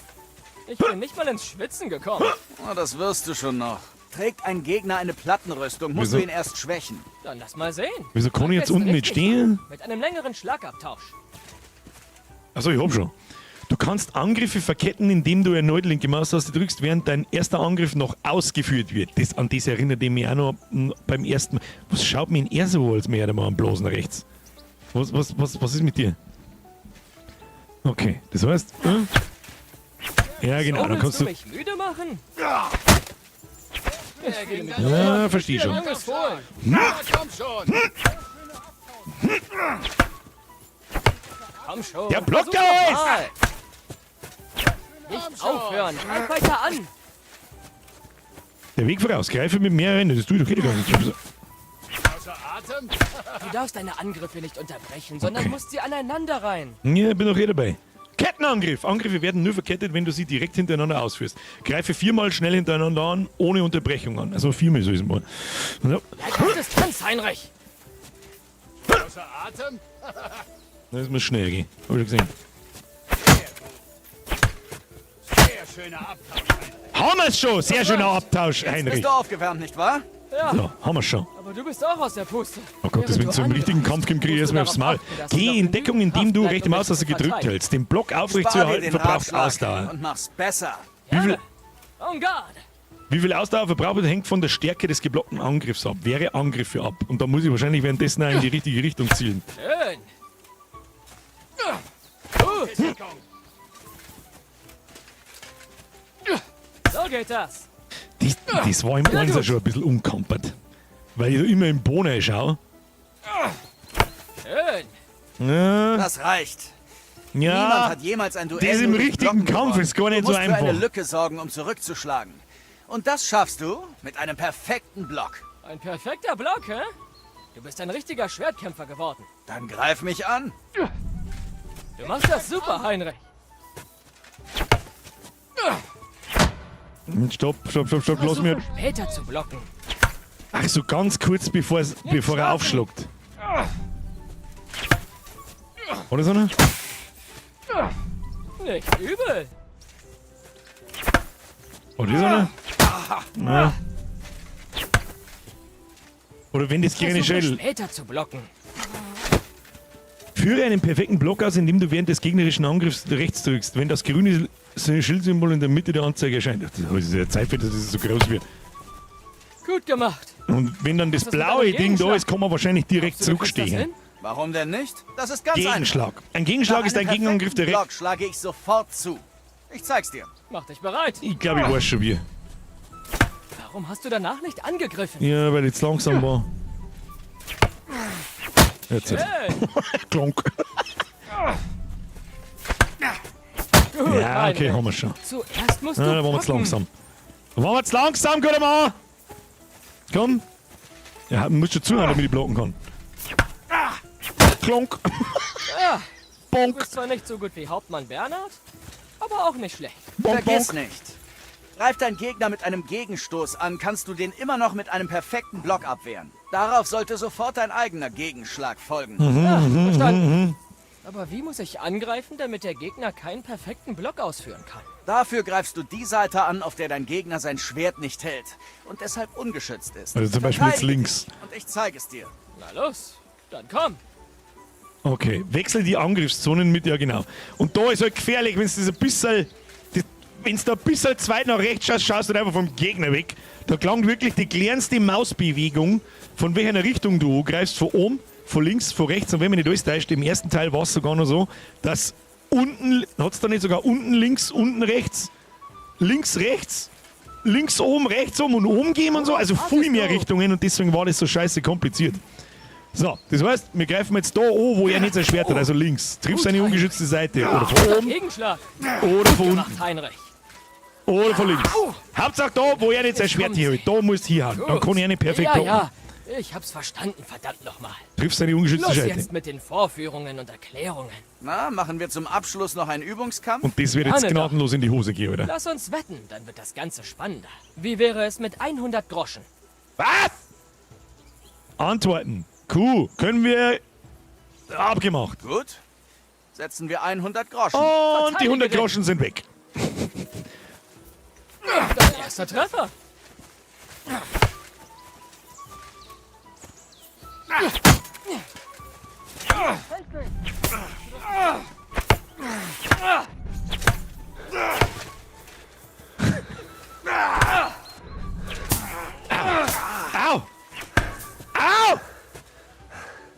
Ausdauer, Scheiße.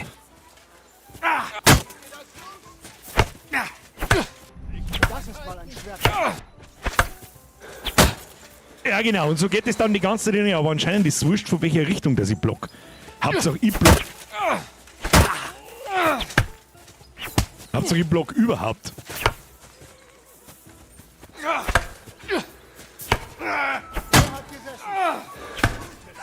Mehr Ausdauer, mehr Ausdauer.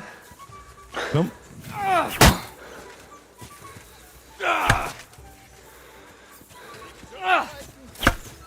Leck mich!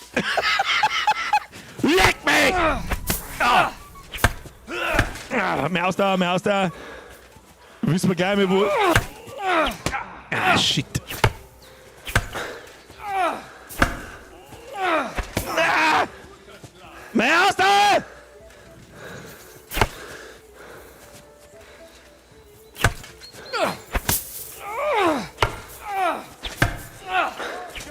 Ich block doch die ganze Zeit.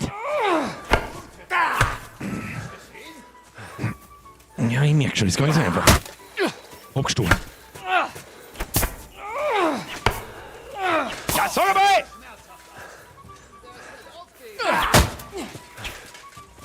Wir kommen so ausweichen, muss ich sagen. Leck mich! Leck mich!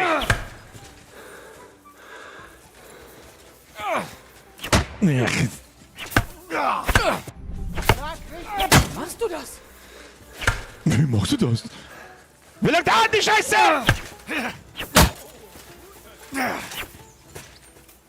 Ausdauer kämen lassen. Machst du das? Ausdauer kämen lassen.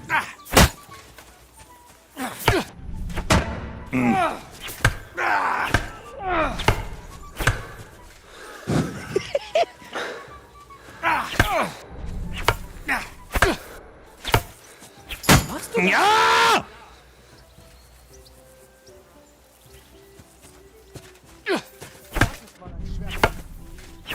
Komm, gib ihm. Konzentration! Immer schön blocken! Du Drecksack! Du musst doch auch sowas wie Ausdauer haben, oder nicht?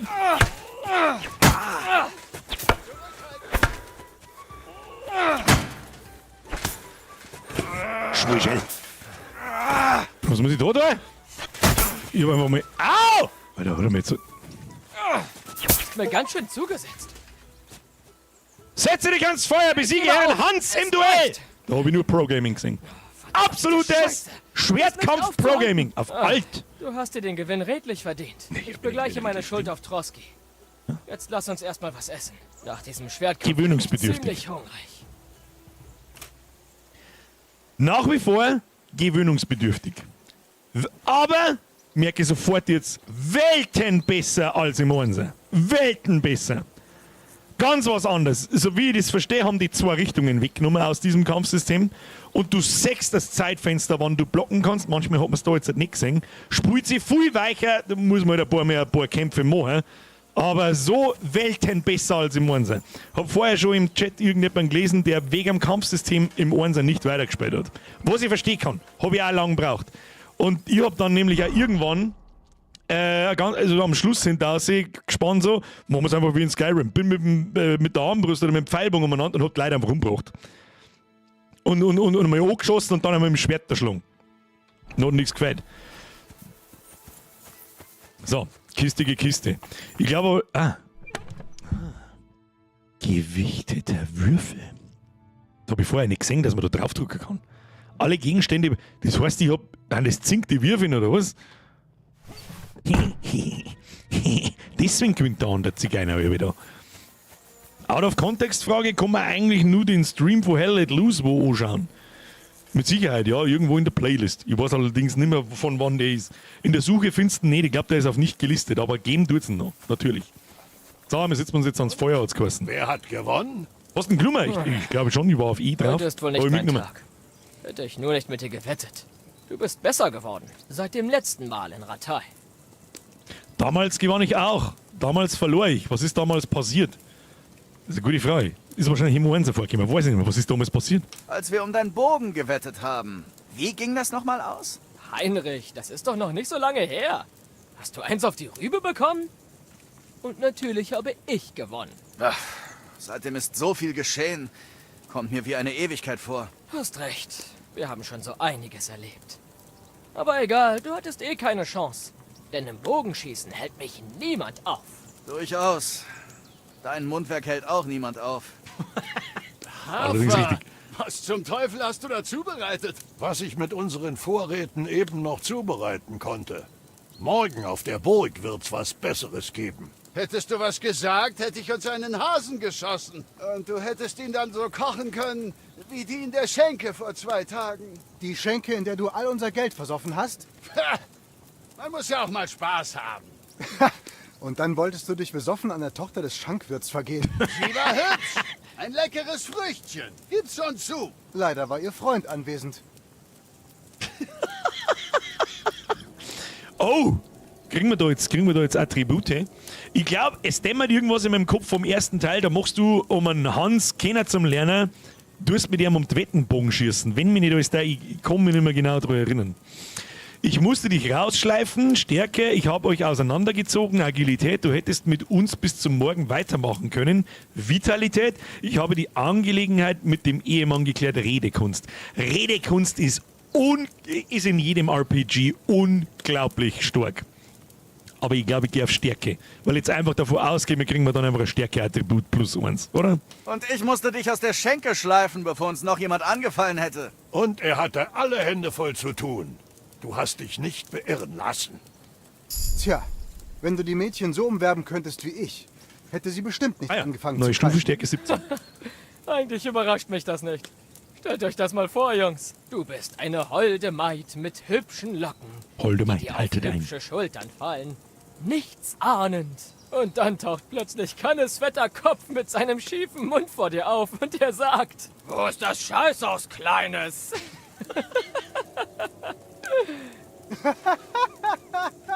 Und keiner lacht, außer er künstlich. Ich bereue gar nichts.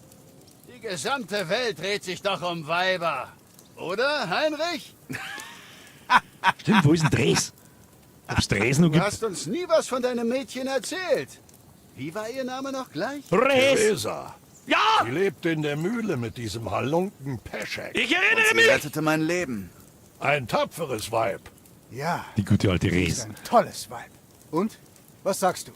Taugt sie auch was? Also, taugt sie was? Wenn du verstehst. Die ist meine Liebste, nichts ist mit Theresa passiert, sie ist mutig, das muss dir reichen. Sie ist meine Liebste! Res! Beste Res auf der Welt! Sie ist meine Liebste. Und mehr verrate ich euch nicht. Ach, zieh dich doch nicht so. Raus damit. Müssen wir uns anhören, das hilft nicht. Dann hört zu. Hört her. Ich verrate euch, was das Mädchen alles drauf hat. Sie Stimmt ist nicht. die wildeste Katze, die ich kenne. Sie streifte sich die Kleider vom Leib. Genug, das reicht. Du willst also ein ehrbarer Ritter sein und sprichst so über eine Dame? Schäm dich. Schade. Wisst ihr, diese Reisen sind gar nicht mal so schlimm.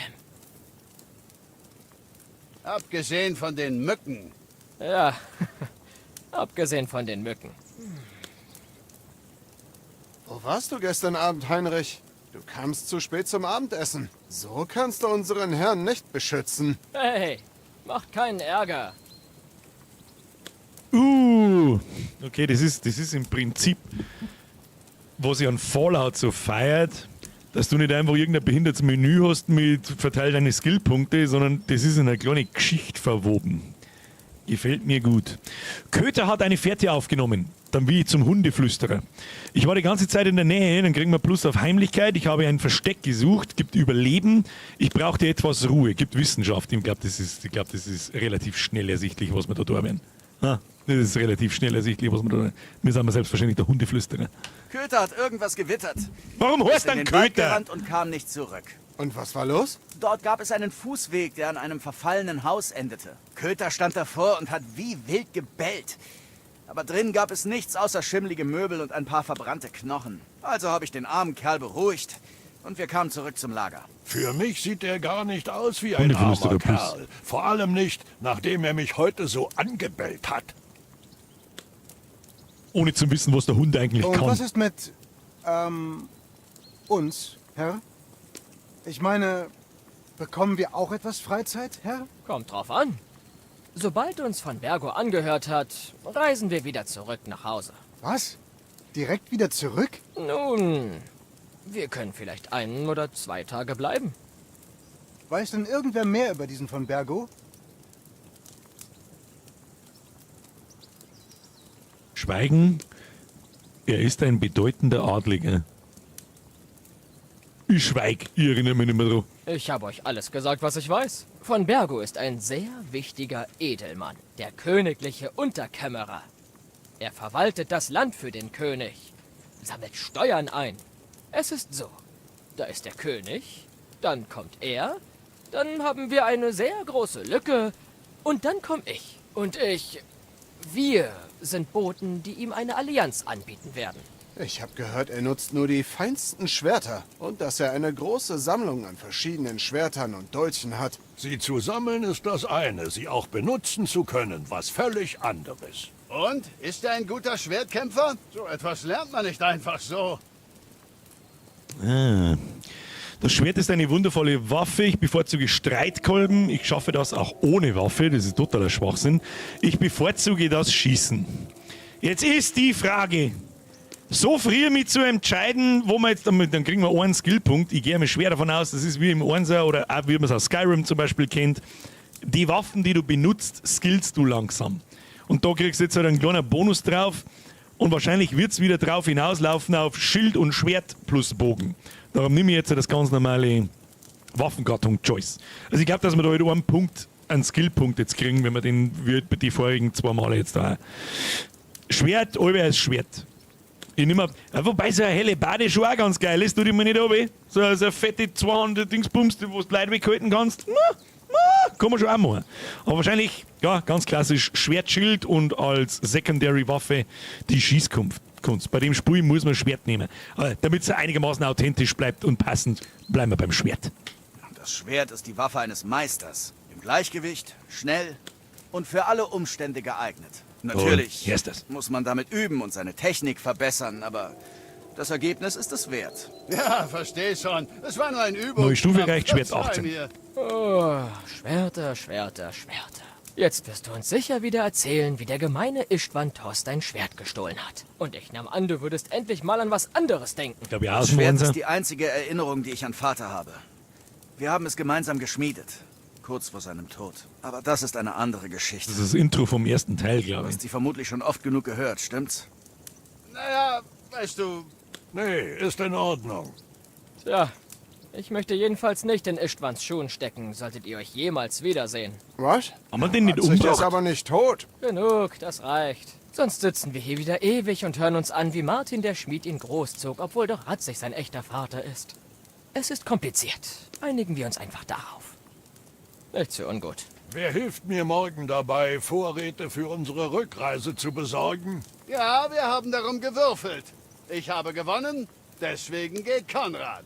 Wovon redest du da? Genug.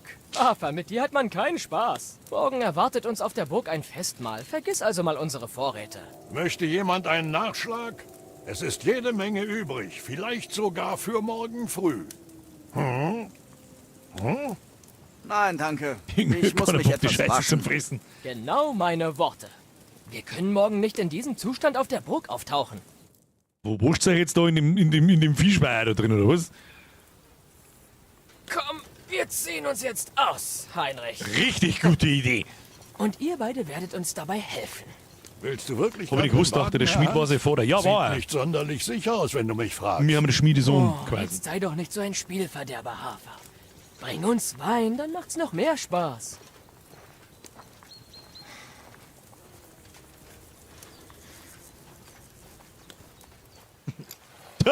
Das hier soll kein Ausflug ins Badehaus werden, Herr Hans. Ich finde, er hat recht. Erst die Arbeit, dann das Vergnügen. Jetzt beruhigt euch. Der Hund präsentiert Ich habe hinten sein Ratzai Arschloch. seit Ewigkeiten nicht verlassen. Also lasse ich hier jetzt die Sau raus. Voice Acting on point. Dieses elendige Kettenhemd. Oh, wieder in Freiheit. Bitte sag mir, dass er keine Hosen mehr hat. Plötzlich leicht wie eine Feder. Oh. Oh. Oh. Wetten werden abgegeben. Hat er noch Hosen oder nicht? Ich glaube, dass er keine Hosen mehr hat. Oh je. Werde ich irgendwann den Tag erleben, an dem der junge Herr erwachsen wird? Er hat ein gutes Herz, aber er muss wieder vernünftiger werden. Irgendwann wird er schon noch lernen, Verantwortung zu übernehmen. Ehe wir das erleben, bin ich längst Mönch geworden.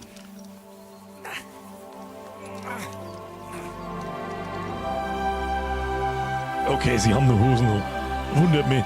Diese Aussicht ist eines Königs würdig. Gibt er die Umgebungsgrafik?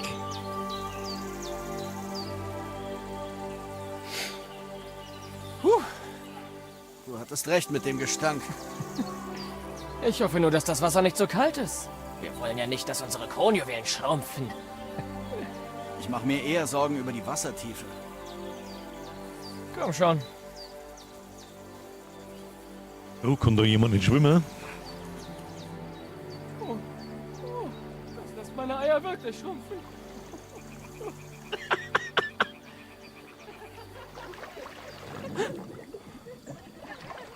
Hörst du irgendwas? Oh no! Erstens hat er jetzt da hingeschweißelt, zweitens hat er jetzt Weiber gehört. Na los, nichts wie hin. Nicht da. Oh, die Klappe, jetzt komm schon. Aber leise. Sie dürfen uns nicht bemerken. Hans! Okay, es geht sofort super gut los.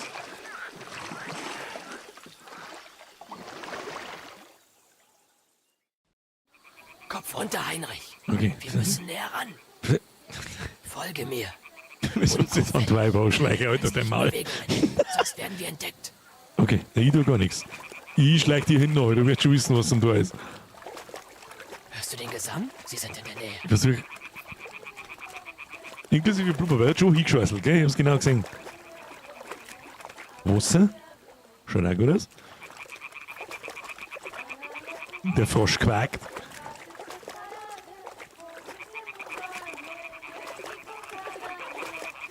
Hörst du das? Meinst du, sie baden vielleicht? Komm, gehen wir näher ran. Wehe, da kommen jetzt Depf. Ich sag das, was es ist. Gut, dann ist es mir auch wurscht. Dann ist es mir auch wurscht. So gescheit werden sie den erst gewinnen sein. Dass das Speyer Streamer spielen, dass man jetzt da keine Depf erzeugt. Please don't. Ah! Gelbe Kantenmaler auf dem Arsch! Und da schleichen wir uns jetzt an. Wir müssen näher zu den anderen. Aber die steht uns im Weg. Mitten in unserem Weg, verdammt. Von ihrer Nähe ein Stein ins Wasser, um sie wegzulocken. Was für ein Stein? Wenn sie sich rührt, machen wir uns auf zur anderen Seite. Drücke G, um einen Stein in der Nähe des Mädchens zu werfen. Das wird sie ablenken. Wo müssen wir hin? Müssen wir mir rechts vorbei oder links vorbei? Also nee, ich will da hindrehen. Was war das? Was? Es hat geklappt. Los jetzt. Okay, wir gehen. So kann man natürlich auch erklären. Der ganze Lärm. Oh oh. Das Zeug schaut krass aus. Okay. Hat funktioniert. So kann man natürlich auch erklären, wie Ablenkungsmanöver funktionieren. Wir singen irgendwas von Halleluja, Domäne. Jetzt hätte ich fast gesagt, was der mal jetzt, wenn dieser Ghetto blast, also hinten steht's. Wo ist denn? Der hat ja gar nicht knockert. Hans! Hans! Die haben nicht knockert! Leise, du, die schauen direkt daher. Das ist doch ein Schmarrn, dass die uns jetzt hängen. Ach du Kacke. Jimmy grinst.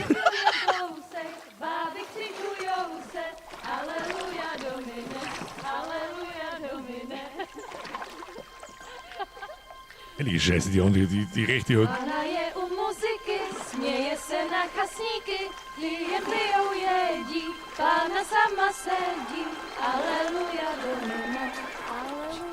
Gute Frau, was hat denn das für Trümmeräumels? Das ist der Wahnsinn!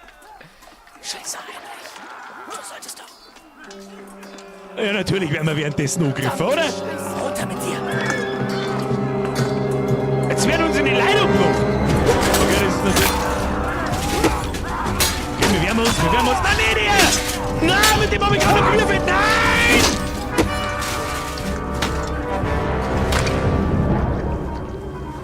Wir müssen ihnen helfen. Bleib in Deckung, verstanden?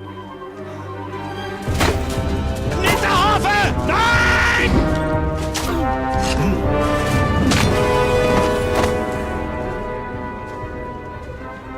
Alter, von Atomari Depth zu dem, das war wirklich ein krasser Schwenk. Das hätte jetzt nicht sein müssen. Sie sind entrüstet.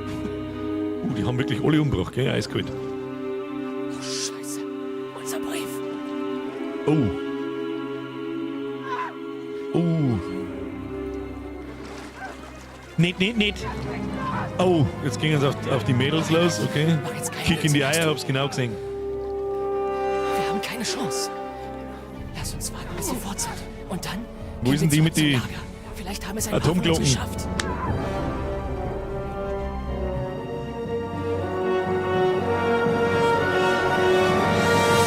Hey! Was zum Teufel machst du denn da? Hey! Lass sie los, du Dreckskerl! Was zum Teufel tut ihr da? Lasst sie los, ihr Schweine! Der da gehört auch Ich will gerade dazu! sagen, schauen wir uns da gerade wirklich eine Vergewaltigung Wieso um musst zu du auf den Helm verhindern? spielen, hä? Weg hier! Ja, die anderen in der Ritterrüstung schwimmt halt einfach weg, die gehen runter wie ein Steuer. Ergreift sie! Wie denn? Das möchte ich sehen, wie du das Wasser eingehst, du Trottel. habe ich gesagt! Was soll das? Sie gehört mir! Ah, ein Bandit mit Ehre. Was so?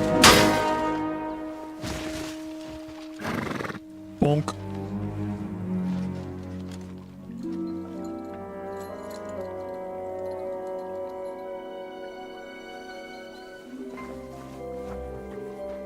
Was glotzt ihr so? Schießt! Was? Auf wen? Also auf uns. Ich meine, jetzt müssen sie wegen des Weibleiter schießen. Ab ans Ufer und ihnen nach! Oh oh. Junge! Seit wann kannst du schwimmen? Der Hundel, der schwimmt nicht. Gerade eben! Ja, gerade eben. Ich glaube, ja.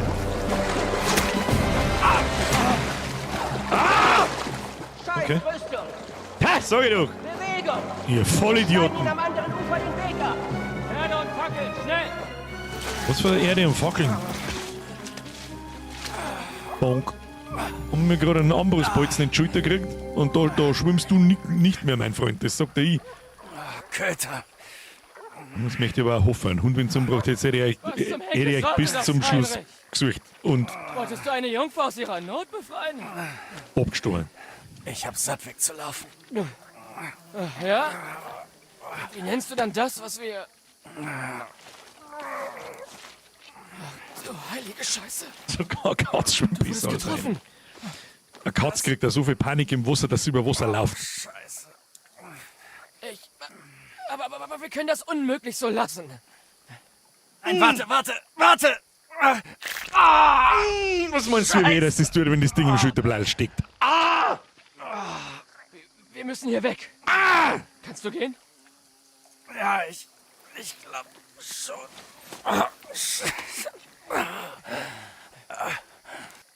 Ist gut. Geh du voran. Merkt eigentlich irgendjemand, dass wir uns, keine Ahnung, mal eigentlich einen Film anschauen miteinander? Ist das gut oder schlecht? Das ist jetzt eine ernst gemeinte Frage. Schon lange kein Spiel mehr gekriegt, wo sie für Intro so viel Liebe und so viel Zeit lassen wird. Ich finde es anders stark eigentlich.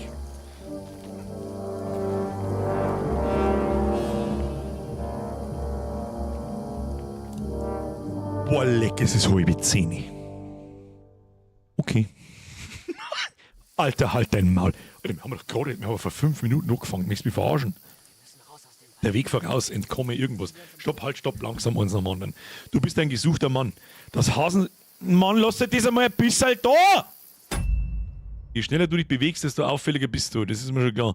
Wo kann ich das nochmal triggern, was da gestanden ist oder so? Das war eigentlich ganz geil. Okay, wir haben auf alle Fälle Schaden erlitten. Das sehen wir da unten. Und was das Hasensymbol ist, wir sind mal gesucht. Also müssen wir langsam mal. Und wir laufen jetzt einfach mit ihm danach. Ich mache jetzt mal einen kurzen Sprinter. Geht Ausdauer nach unten, ja, macht Sinn. Mich unterhält's, Birger, gefällt's, mir gefällt's und ich baue mir einfach noch einen. Sie dürfen nicht entkommen, verstanden? Ruft, sobald ihr sie seht. Und dann bringt sie um. Ohne Umschweife. Oh, shit. Du, achte auf die Mitte der Schlucht. Da können die wir Augen nicht lang. offen. Wir müssen Na? außen rum. Ihr zwei, geht da rauf. Na los, Bewegung. Und es schaut ja verdammt gut aus da Du in der behältst Nacht, das diese mit den Seite der Fackeln und so. Felsen im Auge. Und du gehst zum See. Wenn sie es nicht geschafft haben, auf die andere Seite des Sees zu schwimmen, will ich das wissen. Dann kommst du zurück und erstattest Bericht. Fußabdrücke, Blutspuren, alles ist wichtig. Glaubst du, die hätten bis an... Hat er jetzt gerade Sakra gesagt? Das Maul. Sonst hört dich noch der Hauptmann. Das hier ist immer noch einfacher als das Gemetzel auf der anderen Seite. Geh mal, geh mal. Rumwandern, während deine Fackel dich nicht blendet. Hör schon auf. Nackte Kerle im Wald aufzuspüren ist besser, als in einem Kampf zu sterben. Nackte Kerle in einem Wald aufzuspüren ist besser als im Kampf zu sterben? Gay! Okay, das brauchen wir nächstes Mal als Meme. Meme-Button auf dem Stream Deck. Bitte im Discord markieren. Gay Meme-Button Stream Deck. Los. Leise. Okay, leise. Da oben sind noch mehr von denen. Scheiße. Scheiße! Wo ist eigentlich mein Hund? Mir fällt so ein kleiner Indikator, wie gut wir gesehen werden oder wie gut wir nicht gesehen werden. Gestern mit dem Linkshänder Komm hierher. Steh still. Eigentlich Wache schieben sollen. Du bist sicher, dass wir sie finden, nicht wahr? Wenn sie durch den See geschwommen sind, finden wir sie halbtot an irgendeinem Ufer. Nicht hier.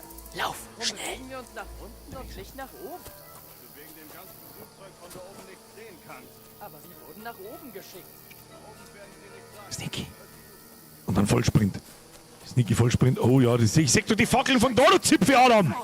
Schnell. Oh, Wenn die Felsen Zieht euch die Haut ab. Kurva!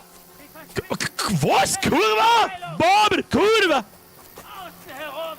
Wir warten oben auf sie! Oh oh. Haben wir sie jetzt gesehen, oder was? Und was jetzt? Jetzt haben wir gefickt. Hans, da oben sind noch mehr von denen. Entdeckung. Schneidet ihnen den Weg ab! Spurte, indem du umschalt, L. Ich bin schon fort. Bin ich in der Hocke? Nein, wir haben fort. Wir laufen. Ich muss die ganze Zeit die Symbole da von den Hosen anschauen. Bin mir nicht sicher, was da passiert. Kurva! Bob! Komm her. Ich bin schon da. Du bist total fertig, du sollst mit mir Ausdauertraining machen, guter Mann. Komm her, heißt wo soll ich denn hin? Gehen wir nicht irgendwie Leute ausnocken oder so? Komm her. Ich bin doch eh schon da. Wo muss ich denn hin? Daher. Verdammt. Ach so, Sie sind überall. dann halt so. Was sollen wir nur tun? Woher soll ich das wissen? Wir können doch nicht nachts die Felsen erklettern, wenn wir gar nichts sehen. Aber sie kriegen uns. Sag bloß, du Schlauberger. Beruhig dich verdammt nochmal. Lass das. Das hilft uns auch nicht weiter. Weißt du was? Sieh mal nach, ob es da in der Schlucht hinter mir einen Ausweg gibt. Dann komm zurück. So wissen wir zumindest, ob es sinnvoll ist, da lang zu gehen. Falls wir es aus den Felsen schaffen. Ich bleibe so lange hier und halte Ausschau nach ihnen. Wieso muss ich das tun? Und komme mit Herrn Hans, untersuche den Eingang zu den Felsen. Ja, ich gucke. Ich gucke. Ich bin schon doof wieder gekommen.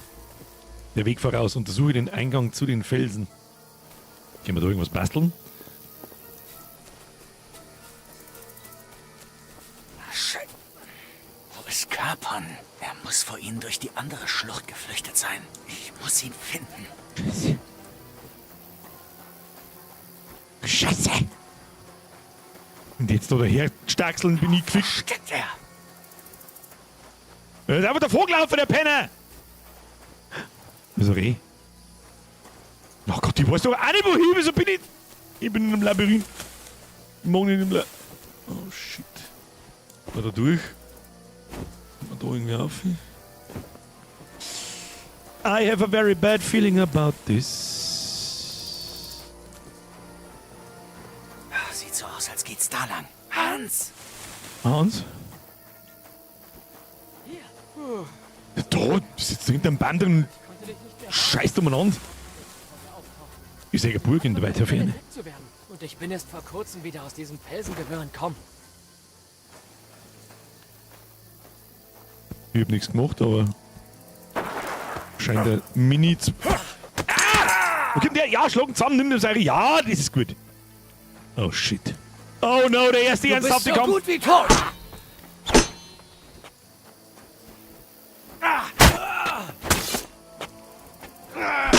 Mich kriegst Okay, du aus da, nicht. aus da, aus da, aus da.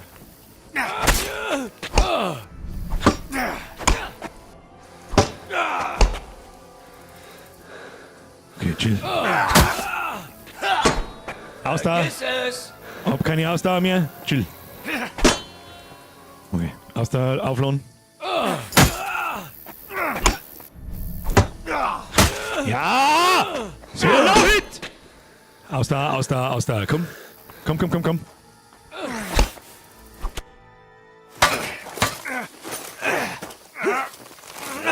Ich glaube, ich muss verlieren, so hat es sich zumindest gerade angefühlt. Ich hab ihn voll fertig gemacht! Ja!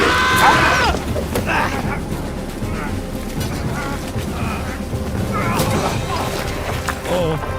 Oh, oh. Der Dog! Wehe dem Hund fällt irgendwann irgendwas. I fucking double kill Weißt du, you. was das Miese am Abenteurerleben ist? Es könnte vorbei sein, bevor es angefangen hat. Ich kann dir zeigen, wie man ein Schwert führt. Das nützt dir aber nichts, wenn dir jemand einen Pfeil in die Brust jagt, sobald du vor die Tür gehst. Wenn du jemanden von etwas überzeugen willst, dann benutze deinen Mund, nicht die Fäuste. Das haben wir sehr gut gemacht. Das war aus dem ersten Teil. Das ist direkt das Intro vom ersten Teil, glaube ich. Das war unser Vater.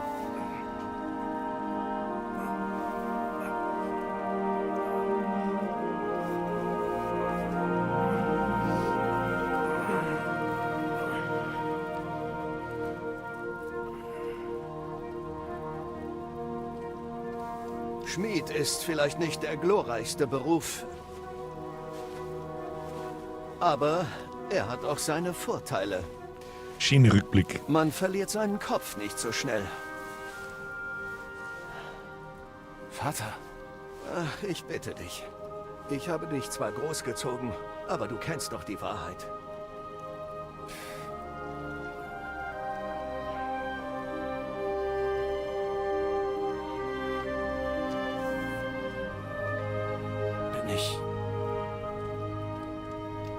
Bin ich tot? Nein, noch nicht. Aber ich bin tot.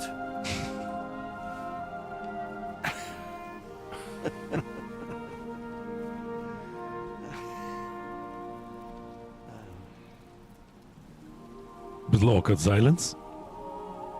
Aber wieso bin ich dann... Was mache ich hier? Du hast nicht den Weg gewählt, den ich mir für dich gewünscht habe. Aber vielleicht sollte es ja auch so kommen. Doch zum Weg des Abenteurers gehört das Kämpfen dazu. Du musst kämpfen bis zum bitteren Ende. Und zwar mit all deiner Kraft. Du hast immer noch einen sehr langen Weg vor dir, Heinrich. Also reiß dich zusammen und wach auf. Es ist noch nicht vorbei. Um Himmels Willen. Wach auf! Reiß dich zusammen, Heinrich. Gottlob. Ich dachte, es wäre um dich geschehen.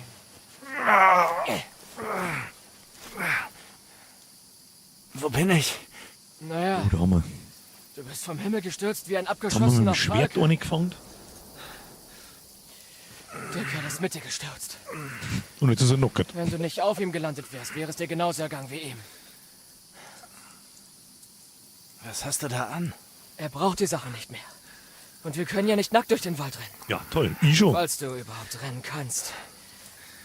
Und wo ist Köter? Das weiß ich nicht. Sorge dich nicht um deinen Hund, der kommt schon irgendwie zurecht. Wir sollten endlich abhauen. Los, na komm, ich helfe dir hoch.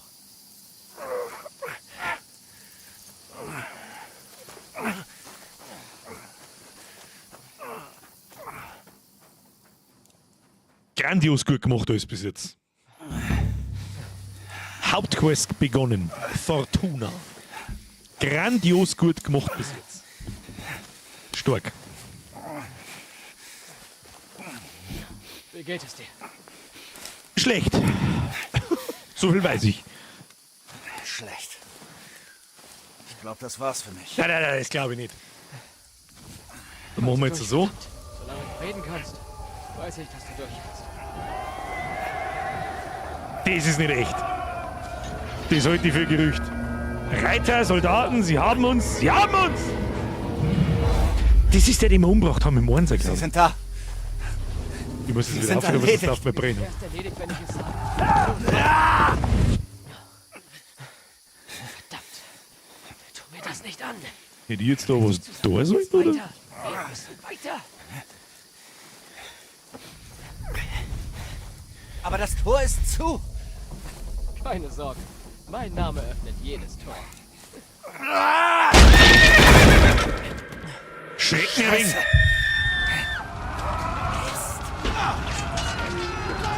Skalitz. Das ist die Stadt, wo wir mit her sind.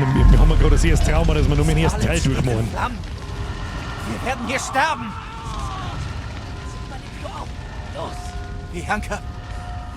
komm schon.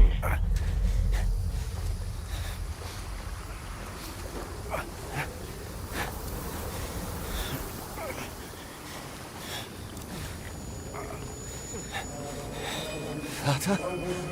Hör mir zu, Junge. Lauf, Vater, es ist meine Nimm Schuld. das Schwert, geh ins Haus und nimm alles Wichtige aus der Truhe. Dann geh zum Schloss. Schnell. Was ist mit dir? Deine Mutter ist im Dorf. Ich werde sie holen und dann kommen wir nach. Ich komm mit. Nein, du tust das, was ich sage. Los, Ethan hat jetzt. sich das Schwert. Wenn uns etwas Ja, kaum noch zustößt, stehen. wird er sich um dich kümmern. Zusammen schaffen wir das. Du wirst schon sehen. Ich kann auch nicht umeinander schauen, falls euch hier wundert. So, Schande Bier, kannst du den Bohnen und du was will. Ich kann nichts machen, es geht alles automatisch. Was ist das da? Wir dürfen nicht weglaufen, bitte nicht, wir müssen los. Das ist unsere alte Burg, oder? Ja, genau, da kämpft unser Vater und Mama ist auch noch da und Wir können nicht der weglaufen. Pap kann richtig gut kämpfen. Wir werden sie töten. Und dann kommt dieser Arschloch. Und dann, Vater. Bildest dir das nur ein? Du darfst nicht nachgeben. Durch. ja, das weiß ich auch noch. Weiß nicht, lang müssen wir zu 8 Du einstehen. wirst sehen. Fordert! Marquardt.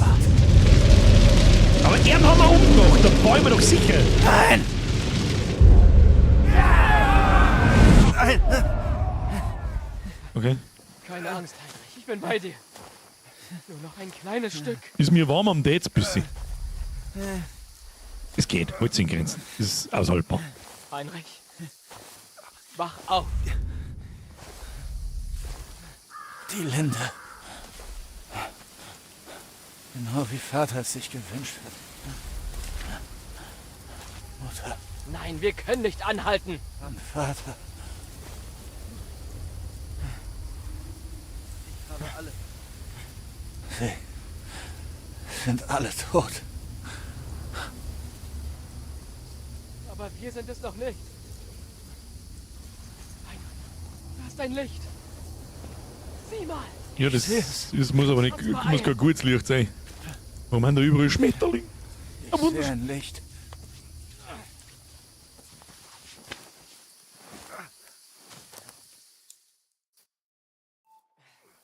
Halt durch. Durchhalten, ja?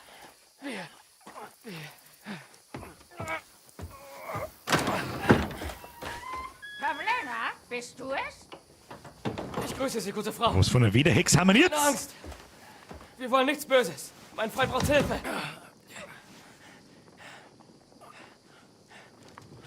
Bitte. Res, bist das du? Gut. Mal sehen, was ich für ihn tun kann. Ja, krasse Stimme.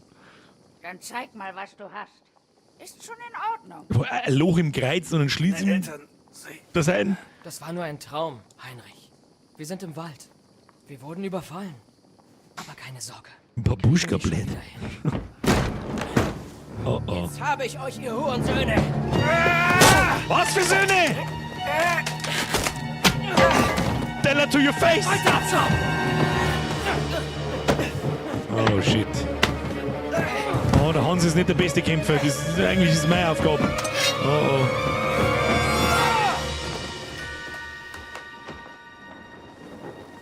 Hey, Junge! am Leben?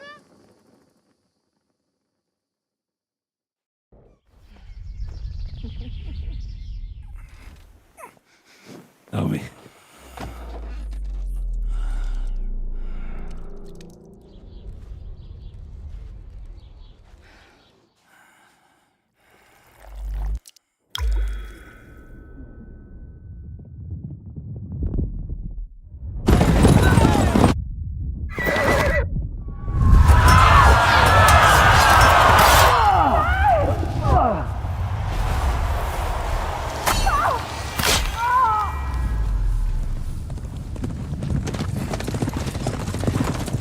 weiß ich auch noch, die Verfolgungsjagd weiß ich noch direkt nachdem sie unsere Eltern umgebracht haben wir davor geritten, das weiß ich auch noch.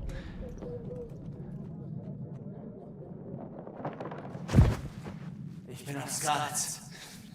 Sie haben es niedergebrannt. Und alle abgeschlachtet. Wer? Wer hat es niedergebrannt? Eine riesige Armee. Sie haben ohne Vorwarnung angegriffen. Bring alle Menschen hinter die Mauern. Wir müssen auf das Schlimmste gefasst sein. Triff alle nötigen Vorkehrungen.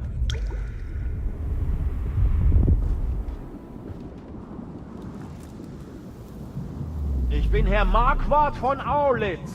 Ich komme auf Geheiß Sigismunds von Luxemburg, König von Ungarn und Kroatien. Ja, Bernie, hab ich. Aber es ist ja schon 7 Jahre her, deswegen weiß ich nicht mehr alles. Ich erinnere mich an den Typen, an die ganzen Vorkommnisse da und so und bin eigentlich fest davon überzeugt, dass wir diesen Typen da umgebracht haben. Es gibt viel zu tun. Und dann habe ich mal das Space, gerade weil war das Tutorial gegangen. Glaube ich, dass es der war. Ich weiß nicht mehr. Ich bin nicht deine Mutter, Junge. Ha! Ich bin Zahnlucker Zenz.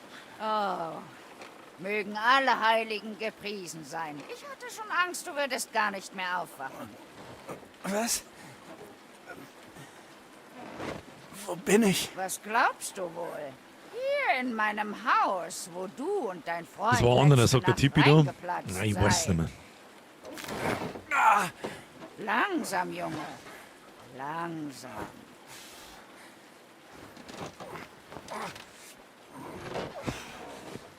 Für alle, denen da halt zu wenig Gameplay am Start ist, ich nehme mal schwer an, dass dieses sehr filmlastige und Cutscene-lastige demnächst endet. Ich mich schon die...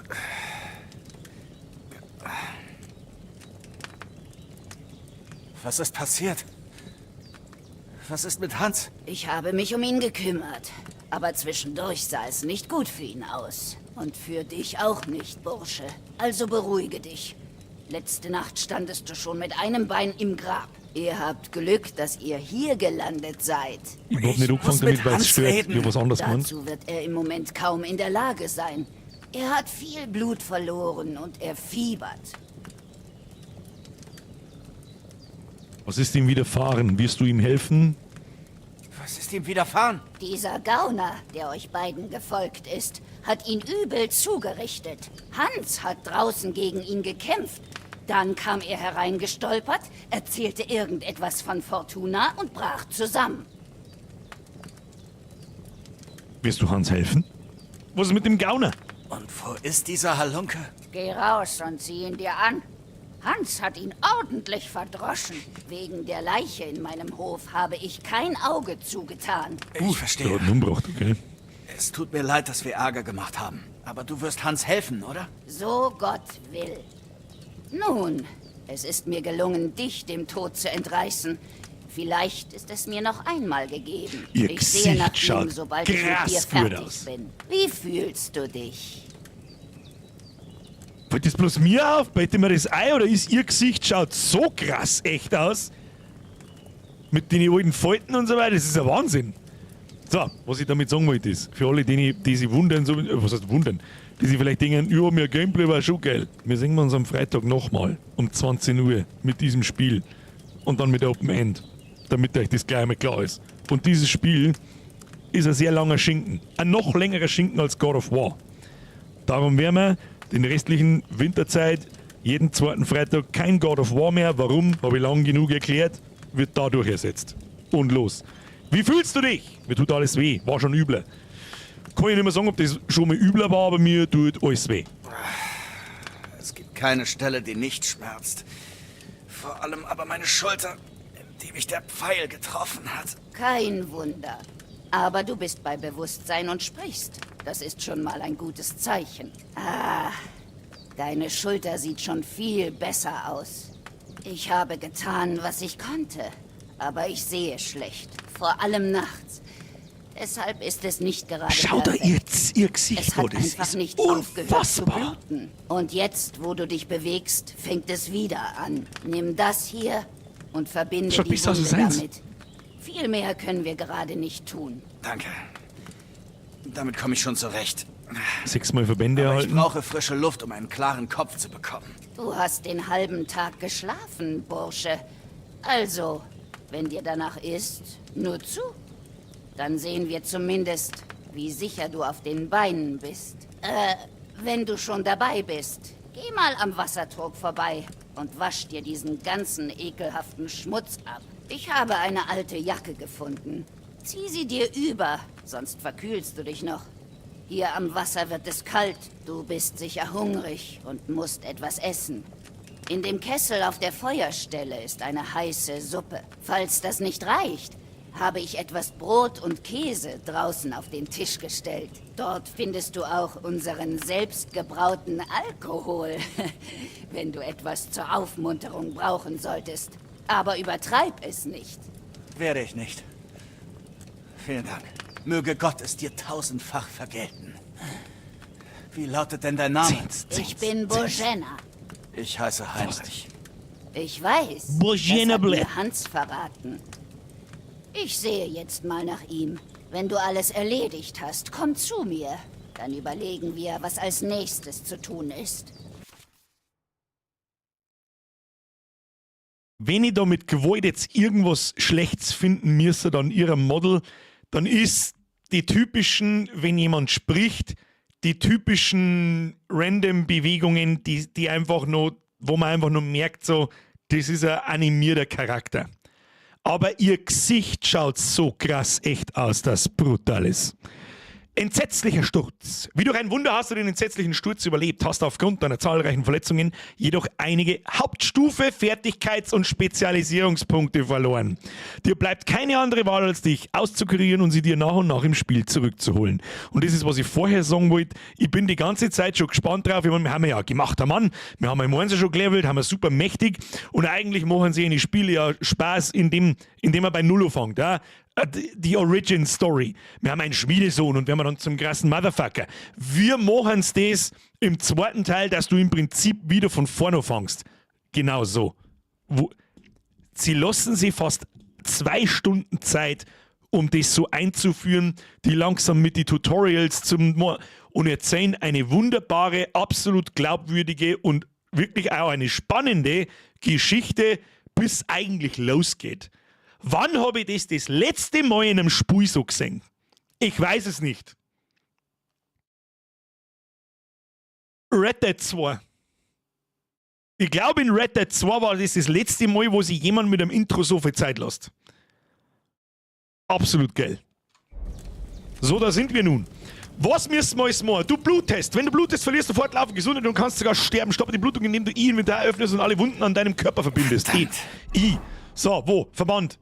Verband. E benutzen. Sehe ich irgendwo, wo ich blut? E. Ah ja, Torso. 0%.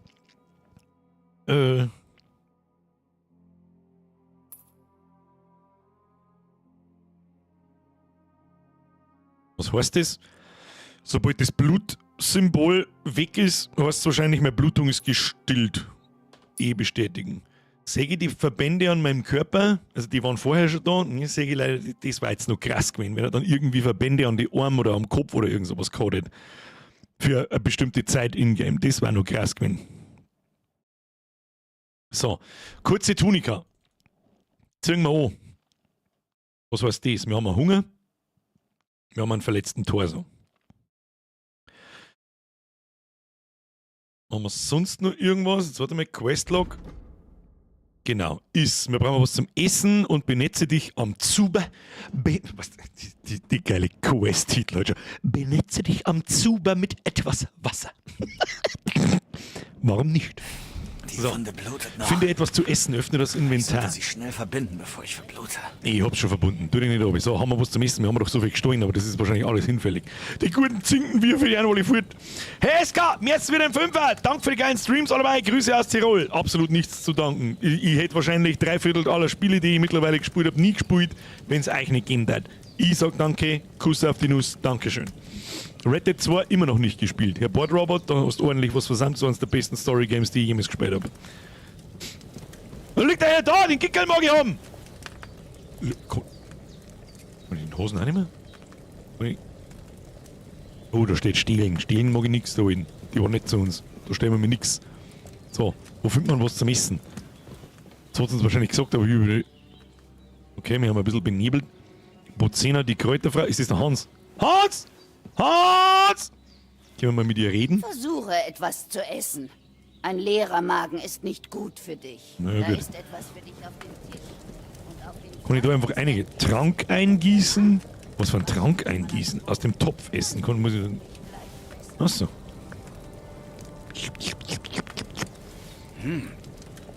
Das ist richtig gut. Wie gut, wenn ich 10 Sekunden richtig gut kann.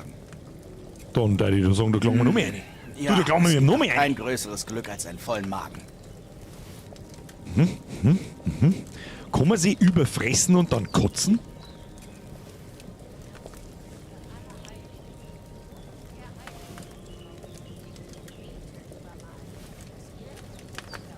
So ist es mich interessiert. Fordern wir es mal nicht raus, wir haben ja gerade dem Tod entgangen.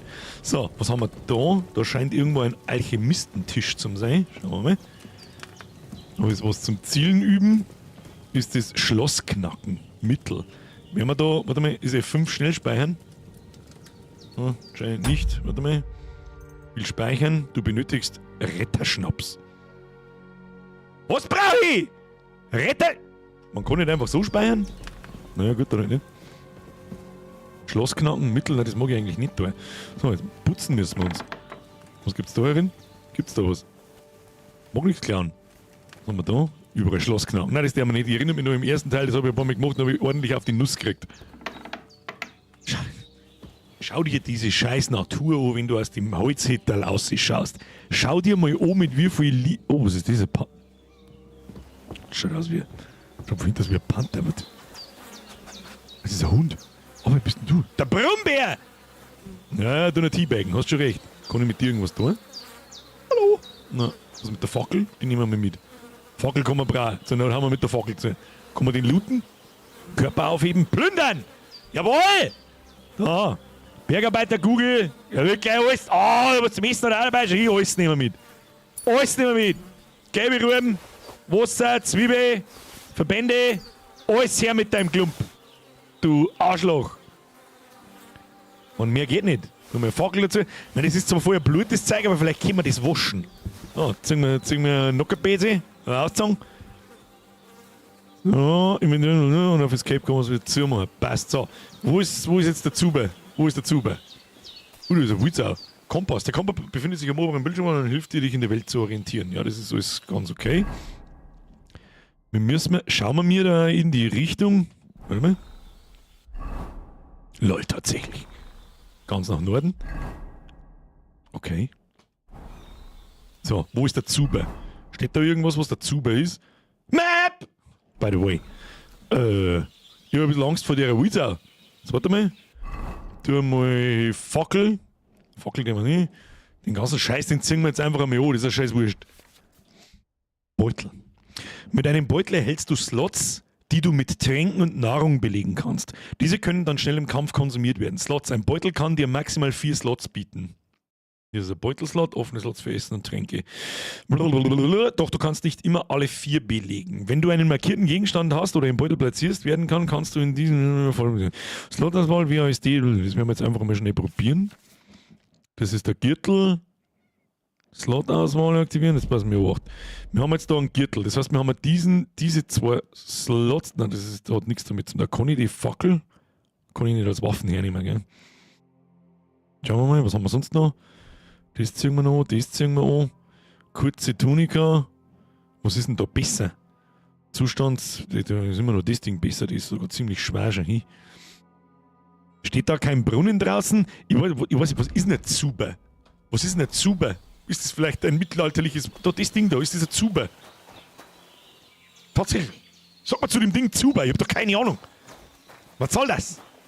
Brot, aufheben. Ja, alles wird mitgenommen. Wenn da nicht stehlen steht, nimm es mit. Aus irgendeinem Grund neige ich immer dazu, einen guten Charakter zum Spielen in solchen Spiele. Wem geht's nur so? Schwacher Retterschnaps! Mit dem kann ich speichern. Das Spiel speichern automatisch an wichtigen Stellen. Oder wenn du das Spiel über die Option Speichern und Beenden im Menü beendest. Wenn du in deinem Bett schläfst oder einen Retterschnaps trinkst, speierst du das ebenfalls. Ja, was jetzt? Was mit den Scheiß auf den Scheiß Schnaps? Oh, da ist das Alchemist. Jenna versteht wohl doch etwas von ihrer Arbeit. Sie scheint verdammt gut vorbereitet zu sein. Ja, da ist da schon. Hey. Da steht Winun, glaube ich. Da, ich weiß nicht, was es ist. Wir werden schon herausfinden, wie das funktioniert. So.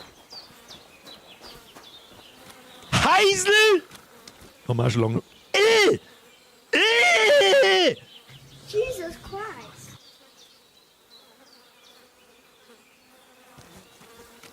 Da ist eine Schaufel.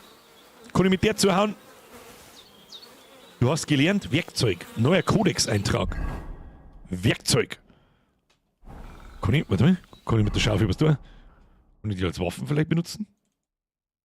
Nö. Was wird man mit der tun können? Weiß ich nicht. Brother, waschen wir uns.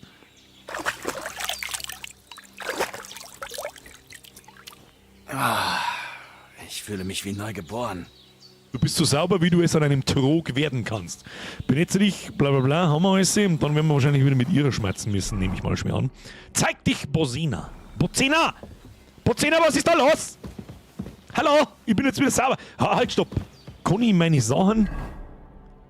tatsächlich, mein Gewand ist jetzt gewaschen, aber es ist halt nur dreckig, weil sauberer wird es in einem Trog nicht. Aber das Blut kann ich zumindest waschen. Ja, hab schon verstanden. Ich habe alles erledigt. Und du bist dabei nicht bewusstlos geworden. Sehr schön, Heinrich. Ich musste dir letzte Nacht den Trank der Lethe verabreichen. Das nenne ich Medizin. Wenn man kurz vorm Tod steht, bringt das Zeug einen entweder auf die Beine oder lässt einen ewig ruhen. Also kannst du von Glück reden. In der Tat. Und Capon? Tja, er hatte nicht ganz so viel Glück. Herr Hans wurde wirklich übel zugerichtet, bevor er den Kerl endlich erschlagen hat. Kann ich irgendwie helfen? Ich schulde es Capon und ich will tun, was ich kann. Du bist ihm wirklich was schuldig. Ich habe noch ein bisschen von dem Trank der Schwert neben der Leiche, das habe ich übersehen. Der sollte bei ihm genauso Wunder wirken wie bei dir. Aber ich kann ihm den noch nicht verabreichen. Erst müssen wir das Fieber bekämpfen. Sebian, das machst nicht nochmal. Ist das beste und schnellste Heilmittel ein Kamillegebräu. Zum Glück ist es nicht allzu schwer zu brauen. Aber wir brauchen frischen Salbei und natürlich Kamille. Das solltest du eigentlich schaffen. Du hast junge Beine und Augen. Und ich denke, ein kleiner Spaziergang würde dir gut tun. Ich kenne mich mit Kräutern aus. Kräuterkunde 5. Wie erkenne ich die Kräuter? Der Trank der Lethe ist giftig, oder? Gut. Sag mir, wie sehen die Kräuter aus? Salbei hat purpurne Blüten und Kamilleblüten sind in der Mitte gelb mit weißen Blütenblättern. Hinter der Hütte ist ein Fußweg, der hoch zu den Felsen führt. Sie braucht Diesem ja Pfad also einen folgst Jägermeister. du, bis du eine Art kleine Wiese erreichst. Dort solltest du beide Pflanzen finden. Gut. Ich bin bald mit einer Handvoll. Kamille Kenny! Na gut. Salbei! Ich werde froh sein, wenn du schnell wieder hier bist. Ich fühle mich hier nicht ganz wohl mit der Leiche in meinem Hof. Bei diesem Anblick schaudert's mich so sehr, dass ich nicht klar denken kann. Ich verstehe. Er macht mich auch nervös. Vielleicht könnte ich ihn irgendwo begraben. Das wollte jetzt... Zumindest tiefer im Wald verstecken. Lobet den Herrn. Darüber würde ich mich sehr freuen. Schaffst du das, Kleiner? Du bist noch Darum die Schaufel angeschlagen. daneben. Und ein Grab zu schaufeln ist selbst für einen gesunden Mann harte Arbeit. Ich denke, ich komme zurecht. Stimmt, ich fühle mich nicht. Ja, da komme ich schon zurecht. Ich bin der Heinrich. Sorge. Hallo! Ich sehe, wie weit ich komme. Er ist ja nur unseretwegen hier. Ich möchte dir nicht noch mehr Ärger machen. Und ein bisschen Aufwand, selbst wenn es Drecksarbeit ist, schulde ich dir. Nun, wenn du denkst, du schaffst das, gut. Aber überanstrenge dich nicht. Und danke. Wo soll ich ihn begraben? Nimm die Schaufel beim Misthaufen und begrabe ihn am Bach. Oh, schon. Die Erde dort müsste weicher sein, also sollte es da etwas leichter gehen. Geh durchs Tor und dann einfach der Nase nach. Such dir eine gute Stelle zwischen dem Schilf und den Nesseln. Und wenn du damit fertig bist, wasch dich lieber, damit der Gestank des Todes nicht an dir haftet. Stimmt. Ich werde daran denken. Ich kläre den Rest mit Ignatius, dem Totengräber, wenn er vorbeikommt. Der damit Ignaz! ich den armen Kerl nicht bis zum jüngsten Tag hier rumliegen habe. In Ordnung. Ich kann Gurken von Paprika unterscheiden. Ja, same hier. Okay. So, das hätte mir jetzt gestickt zum Karte öffnen. Die Karte in dem drückst herausfinden, wo du hingehen musst. Schauen wir mal. Können wir mal. Ah, okay. Das ist da so Gebietsmarker und da sammle Kamille, sammle Salbei. Und da soll man irgendwie den Typen da unten am Bach vergraben oder was. Warte mal. Sammle Salbei, hebe die Leiche auf. Optional. Ja, das machen wir natürlich, machen wir das. Jetzt mal so, wacht. Jetzt machen wir erstmal Folgendes. Jetzt nehmen wir erstmal nur sein Schwert mit. Ein Jagdschwert. Das muss die Waffe von dem Bastard sein, der Herr Hans. Psst. Was heißt das? Ach, ich kann einen Waffenslot auswählen. Okay, verstehe. Verstehe. Tunika, haben wir irgendwas zum... Nö, Stärke, Agi, Gesundheit. Vielleicht können wir da... Isst mal ein Opfer, hä? Haben wir mal einen Opfer gegessen. Du Schotten hier. An apple a day keeps the Schwert out of my face. So. Zugerichtet hat. So, jetzt nehmen wir den Huhn, den nehmen wir jetzt mit. Hebe die Leiche, bring die Leiche zum Bach. Was ist denn da mit zu Haar oder was? Bring die Leiche zum Bach. Ja, schaufelt man ja erst weg. Schaufelt man weg den Teufel, den Grippe, den Futzengroben. Das reimt sich aber nicht. Rost sind rot, Veilchen sind blau. Reimen ist schwer, Bier ist sehr gut. Um deine Frage zu beantworten. Schaufel nicht vergessen. Was? Ich hab doch die Schaufel mitgenommen. Ich hab doch vorher schon einpackelt. Da, das blendet aus. Passt dir überhaupt auf, was ich da tue? Hä? Erst zipfen. Ja, vorher schon. Ich habe schon drin gehabt, aber ich gar keine Quest nicht gehabt. So, ich bin jetzt erstmal unterwegs. Vielleicht abseits. Hashtag Reimemonster. Oh, Scheiße. Oh, meine Schulter. Der Bastard ist Schwerstarbeit. Schaut's doch aus nach Schaufeln, hä? Er kann gar nicht schnell genug unter der Erde sein. Plündern. Da haben wir nichts mehr zum Plündern. Wir haben da schon ausgeräumt, da haben wir da gar nichts davon gewusst. Aber das schaut doch aus, als kann man da schaufeln, oder wie? Beginnen zu graben. Ah ja, ist mit einer Cutscene verbunden. Es hätte mich jetzt auch gewundert, wenn ich einfach wild irgendwo in der Wildnis irgendwelche Löcher graben kann. Hätte mich stark gewundert.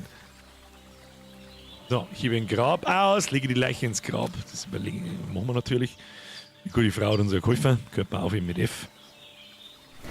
Ich habe übrigens schon gesehen, dass 10 nach 10 ist, aber da gilt kurz einmal als Indiana Jones. Können wir jetzt nicht einfach reinwuchten. Wie liegt denn drin? Die arme Sau.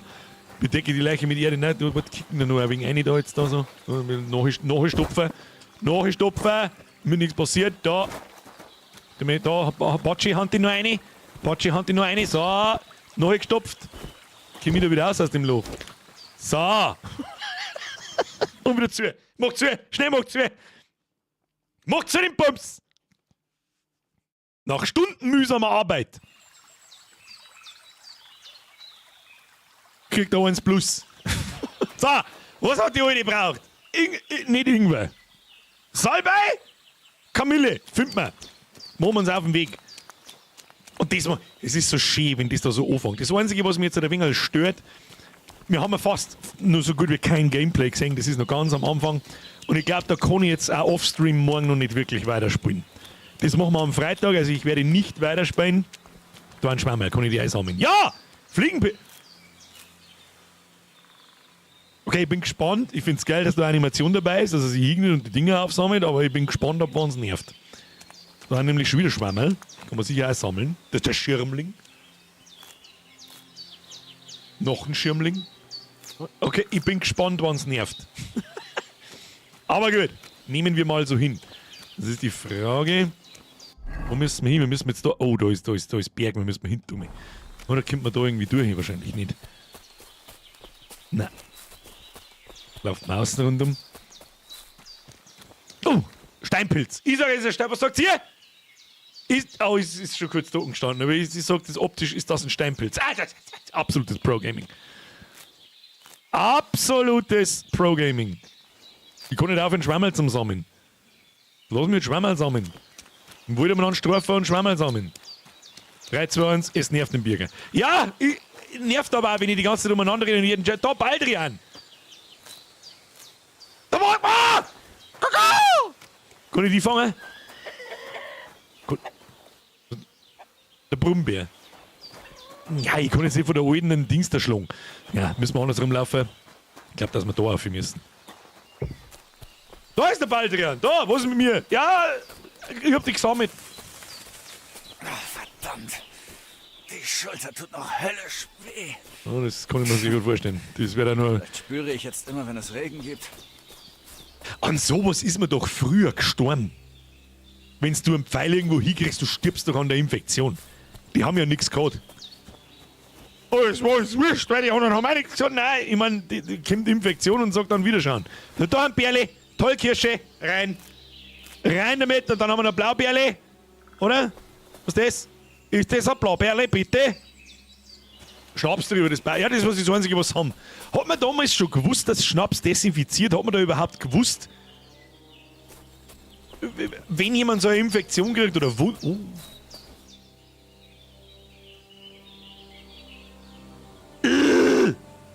Ihr wisst, was herkommt. Ich warte bloß, bis der Hashtag kommt. Vorher spähe ich nicht weiter.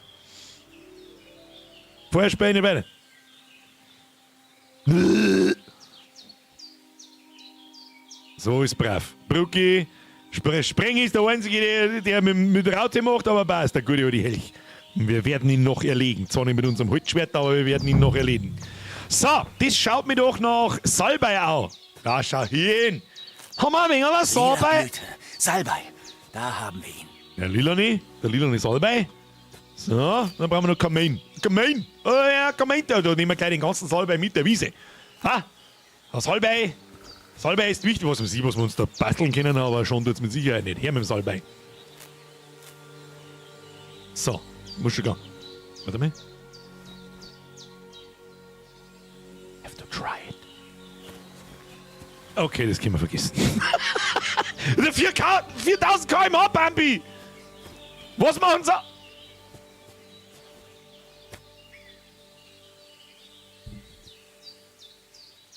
Look at it. It's beautiful. It's beautiful. Da oben ist immer nur eine Burg auf diesem komischen kleinen Berg und ich bin gespannt, was da oben ist. Wir werden es rausfinden. So. Oh, da ist der Kamillensepp, oder? Ja, da schon. Okay. Da. Kamille. Ich habe alle Kräuter, die ich brauche. Und jetzt schnell zurück zu Bojenna. Je eher Hans dieses Mittel bekommt, desto besser. Mehr mitnehmen von dem Klump, weißt du selber, es ist Looten und Bluten. Ja, wobei, geblutet haben wir schon. Gelootet haben wir auch, aber das haben wir alles wieder verloren. Looten und bluten. Aber ja, jetzt fangt jetzt schon an, dass mich die Animation nervt. So freiwillig, was ist, das hätte man sich sparen können. Da darf man auch die Immersion ein bisschen kaputt machen, indem das einfach macht wie überall anders auch und ist es weg. Hätte ich gesagt gehabt. So, was wird denn da angezeigt? Da wird das einfach das Symbol da, die Kamillenblume da, wird das einfach angezeigt, weil das halt erwiesen ist, was Kräuter gibt. Jetzt muss ich noch was testen. Nein, man kann auf G keine Steine werfen. Weiß man schon, ob es auch noch Mods für das Game geben wird? Das ist eine gute Frage, ich weiß nicht, vielleicht weiß es jemand anders.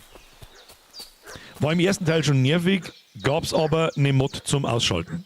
Ich glaube, das beantwortet unser aller Frage, ob es Mods geben wird. Oh, der Hund bellt. Warum macht der Hund denn so einen Aufstand?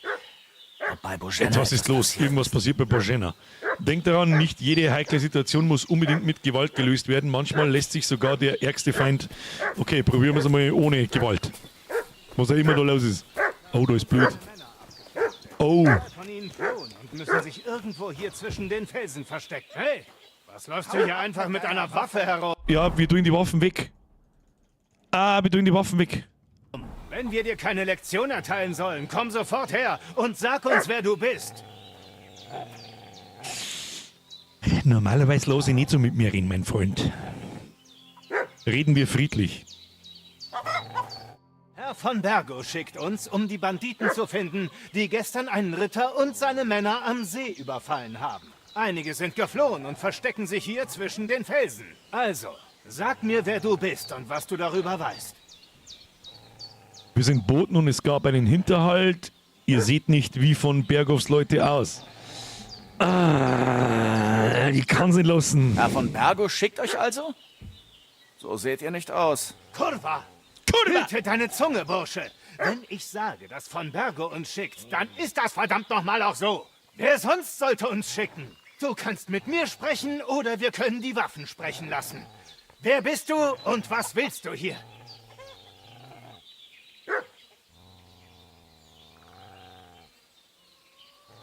Ich mag jetzt nicht sterben am Schluss. Danach muss ich den ganzen Bums da machen, weil ich zu zweit bin und ich bin noch nicht so gut im Kämpfen.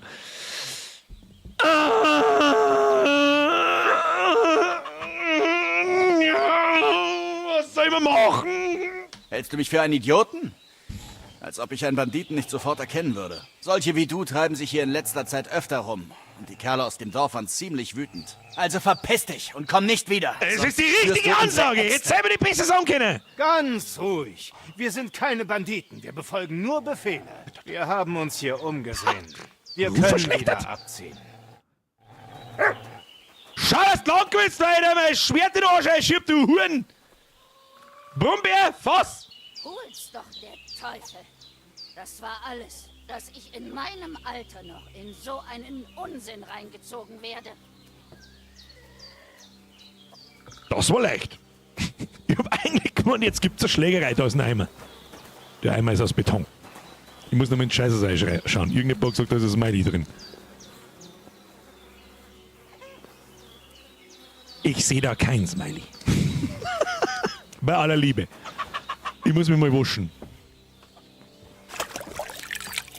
Das war der Schwanzvergleich, ein kurzer. Und dann haben wir gesagt, so, schaust, dass du lang gewinnst, sonst kriegst du sich eine umdrehen, dass du nicht mehr weißt, wie du sitzen sollst, 3 Tage lang.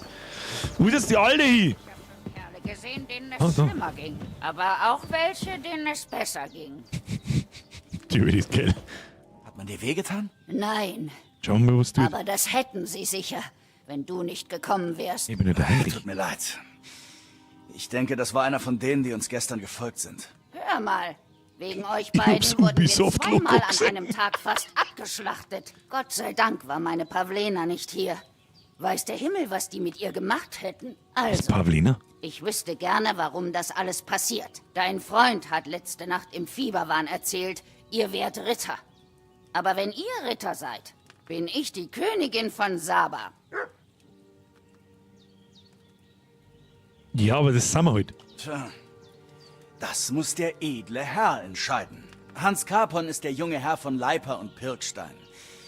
Ich bin Heinrich aus Skalitz, sein Leibwächter und der Sohn des Herrn Ratzig-Kopilla. Wir waren auf dem Weg nach Troski, um einen Brief von Herrn Hanusch von Leipa und Markgraf Jobst an Herrn von Bergo zu überbringen, als uns gestern am See Banditen auflauerten.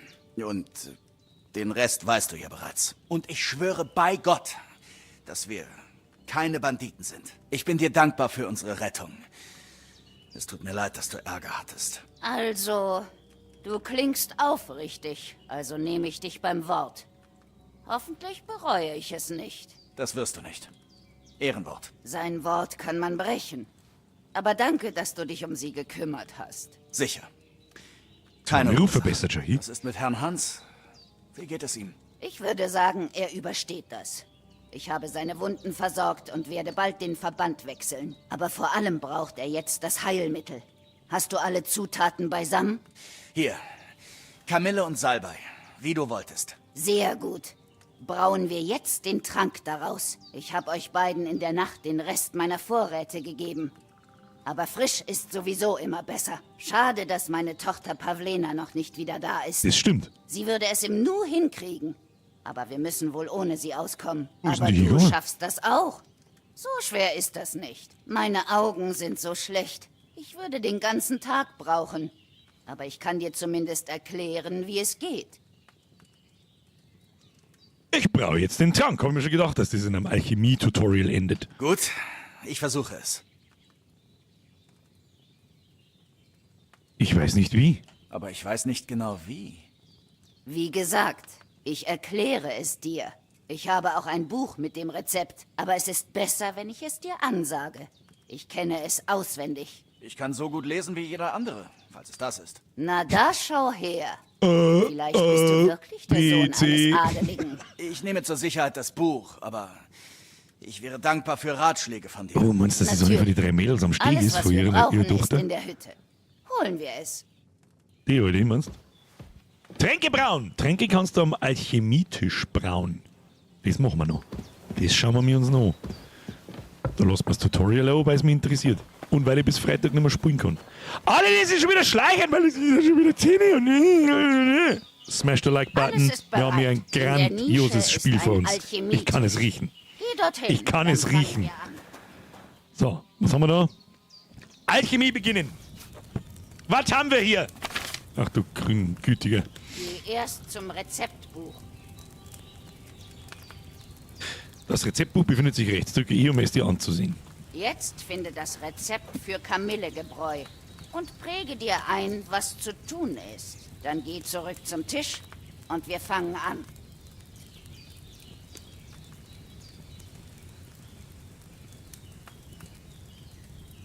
Du benötigst Wein, 2 Handvoll Kamille und 1 Handvoll Salbei. Ah, das ist das Symbol. 2 Kamille, 1 Salbei. Gib die Kamille in den... Hätte man nur ein bisschen tschernobyliger Schriftart nehmen können, dann kann das besser lesen. Gib die Kamille in den Kessel und lass das Gemisch für einen Sanduhrdurchlauf kochen. Zerkleinere den Salbei und gib ihn in den Kessel. Sicher gelesen. Gute Frau, fangst jetzt du genauso wie die aus Indiana Jones, wenn ich da Sachen durchlesen möchte und mir merken soll, kommst du daher, möchtest Gebräu, nicht Aufguss. Ja, aber ich kann nicht weiterblätteln. Blättere mit A und D durch das Buch. Mit Q kannst du zwischen Rezepten und dem Herbarium wechseln. Q. Wermut. Tollkirsche, das interessiert uns jetzt nicht. Q, anderes Buch.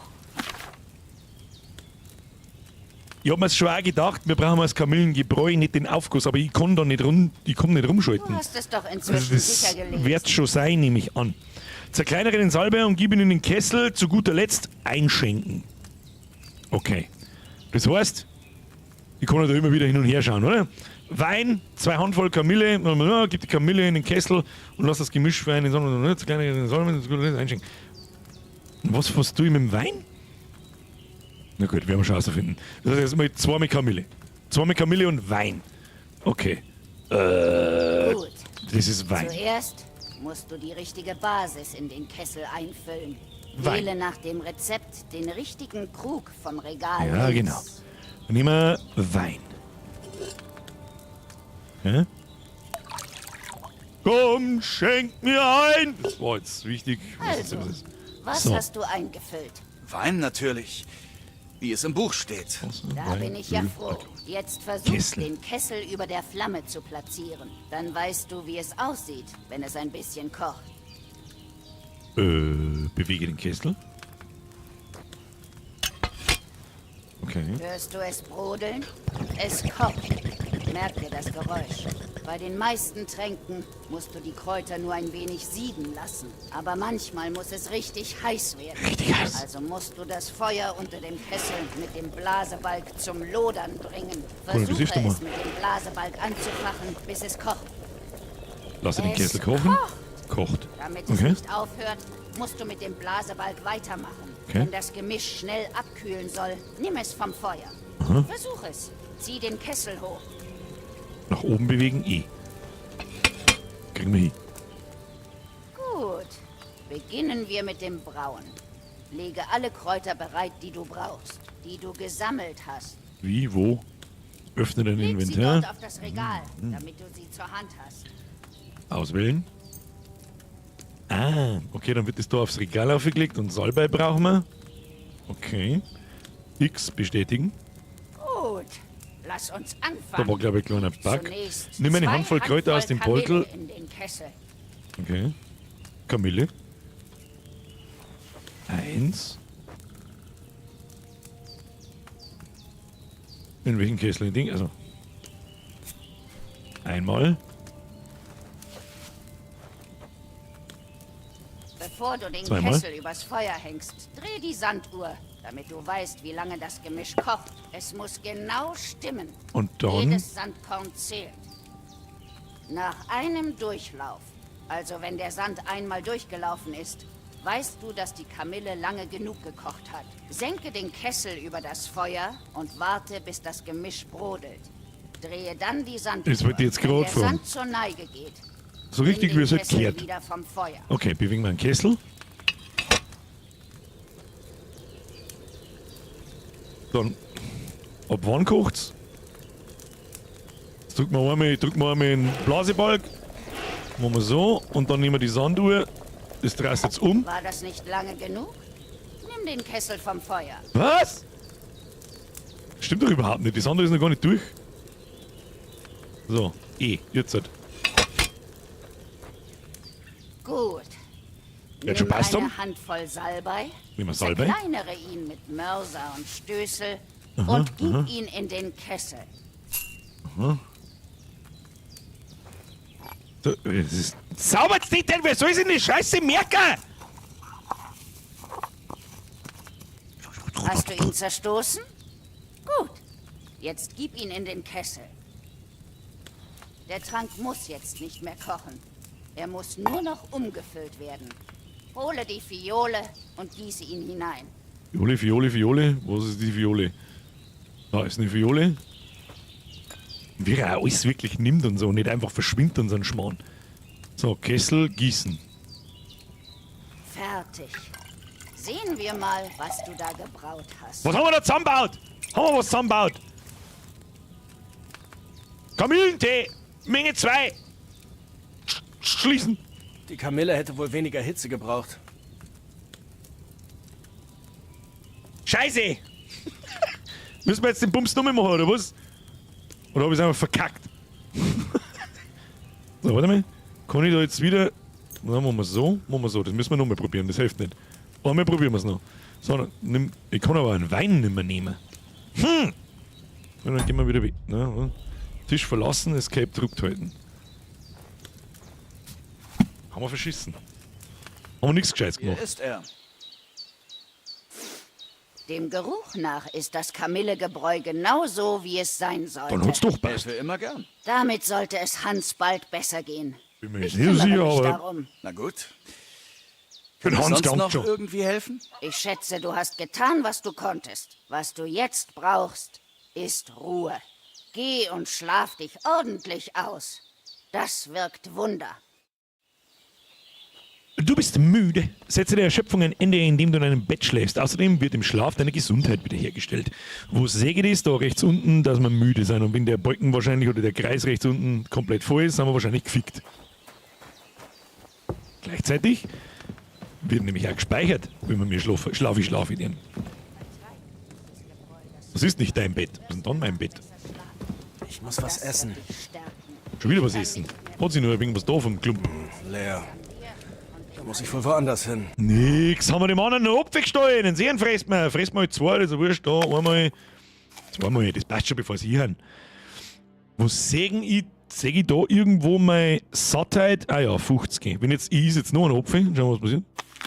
Ein Apfel gibt also 2 zu Sattheit. Oh wow. Das ist aber nicht der Teufel. So, müsst doch irgendwo da mein Bett. Ah, da ist mein Bett. Bin ich für blind. Jetzt hättest du auch waschen können, weißt? Wie lange möchtest du schlafen? Wo sind wir jetzt? Es ist so 5 Uhr. Und da die sagen, schlafen bis um 5 Uhr in der Früh. 12 Stunden. Effekte. Werden wir gleich lernen, was das bedeutet. Plus 2 Stunden, minus 1 Stunde. Beginnen. Ja, das ist auch immer cool gemacht eigentlich.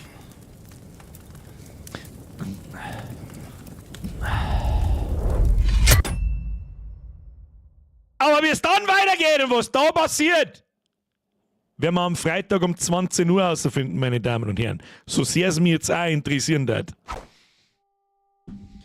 Meine Damen und Herren, liebe Rittersleid und holde Maiden, ich bedanke mich sehr für Ihre Aufmerksamkeit. Kuss auf die Nuss. Ihr riecht bis daher, dass wir ein richtig bodenständiges, authentisches, gut mit Liebe gemachtes RPG vor uns haben, das uns die nächsten Wochen durch die Streams begleitet. Nicht bis in alle Ewigkeit, dann irgendwann wird ausgewichen, was nehmen wir nächste Woche. Also, wir spielen am Freitag mal weiter, das ist einmal das Allerwichtigste. Freitag, 20 Uhr geht's weiter. Da ist Open End, da werden wir mit Sicherheit bis 11, 12 reinzocken, weil sonst haben wir schon gespannt, singen wir nicht viel von dem Spiel. Weil alles ist sehr, und es schaut einmal gar nicht. Alles sehr gediegen, sehr ruhig, sehr langsam, sehr einfach. Das ist, glaube ich, das einzige auf Realismus getrimmte Mittelalterspiel, das es gibt. Hat das jetzt gespeichert? Ich hoff's. Ich werde es nachher überprüfen, wenn nicht, spiele ich den Teil einfach offstream morgen nochmal. Das ist ja nicht schlimm. Ich tue mir schnell das Spiel laden. Was so macht, wir haben den letzten Spielstand um 22:14 Uhr. Oh. Muss ich mal schauen. Dann werden wir uns das doch noch schnell anschauen müssen, weil sonst, ich kann ja dann, wenn ich es offstream spiele, kann ich auch nicht speichern. Blöd gelaufen. Alle, die jetzt gegangen sind, Pech gehabt. Lasst es euch eine Lehre sein. Wer dieses Schwert führt, wird ehrenhafte Taten Tippi, guter Punkt. Das glaube ich gern. Schauen wir uns Cutscene noch. Wenn ich so eine Nikopolis gehabt hätte, dann wären die Dinge anders verlaufen. Das stimmt immer, Kind.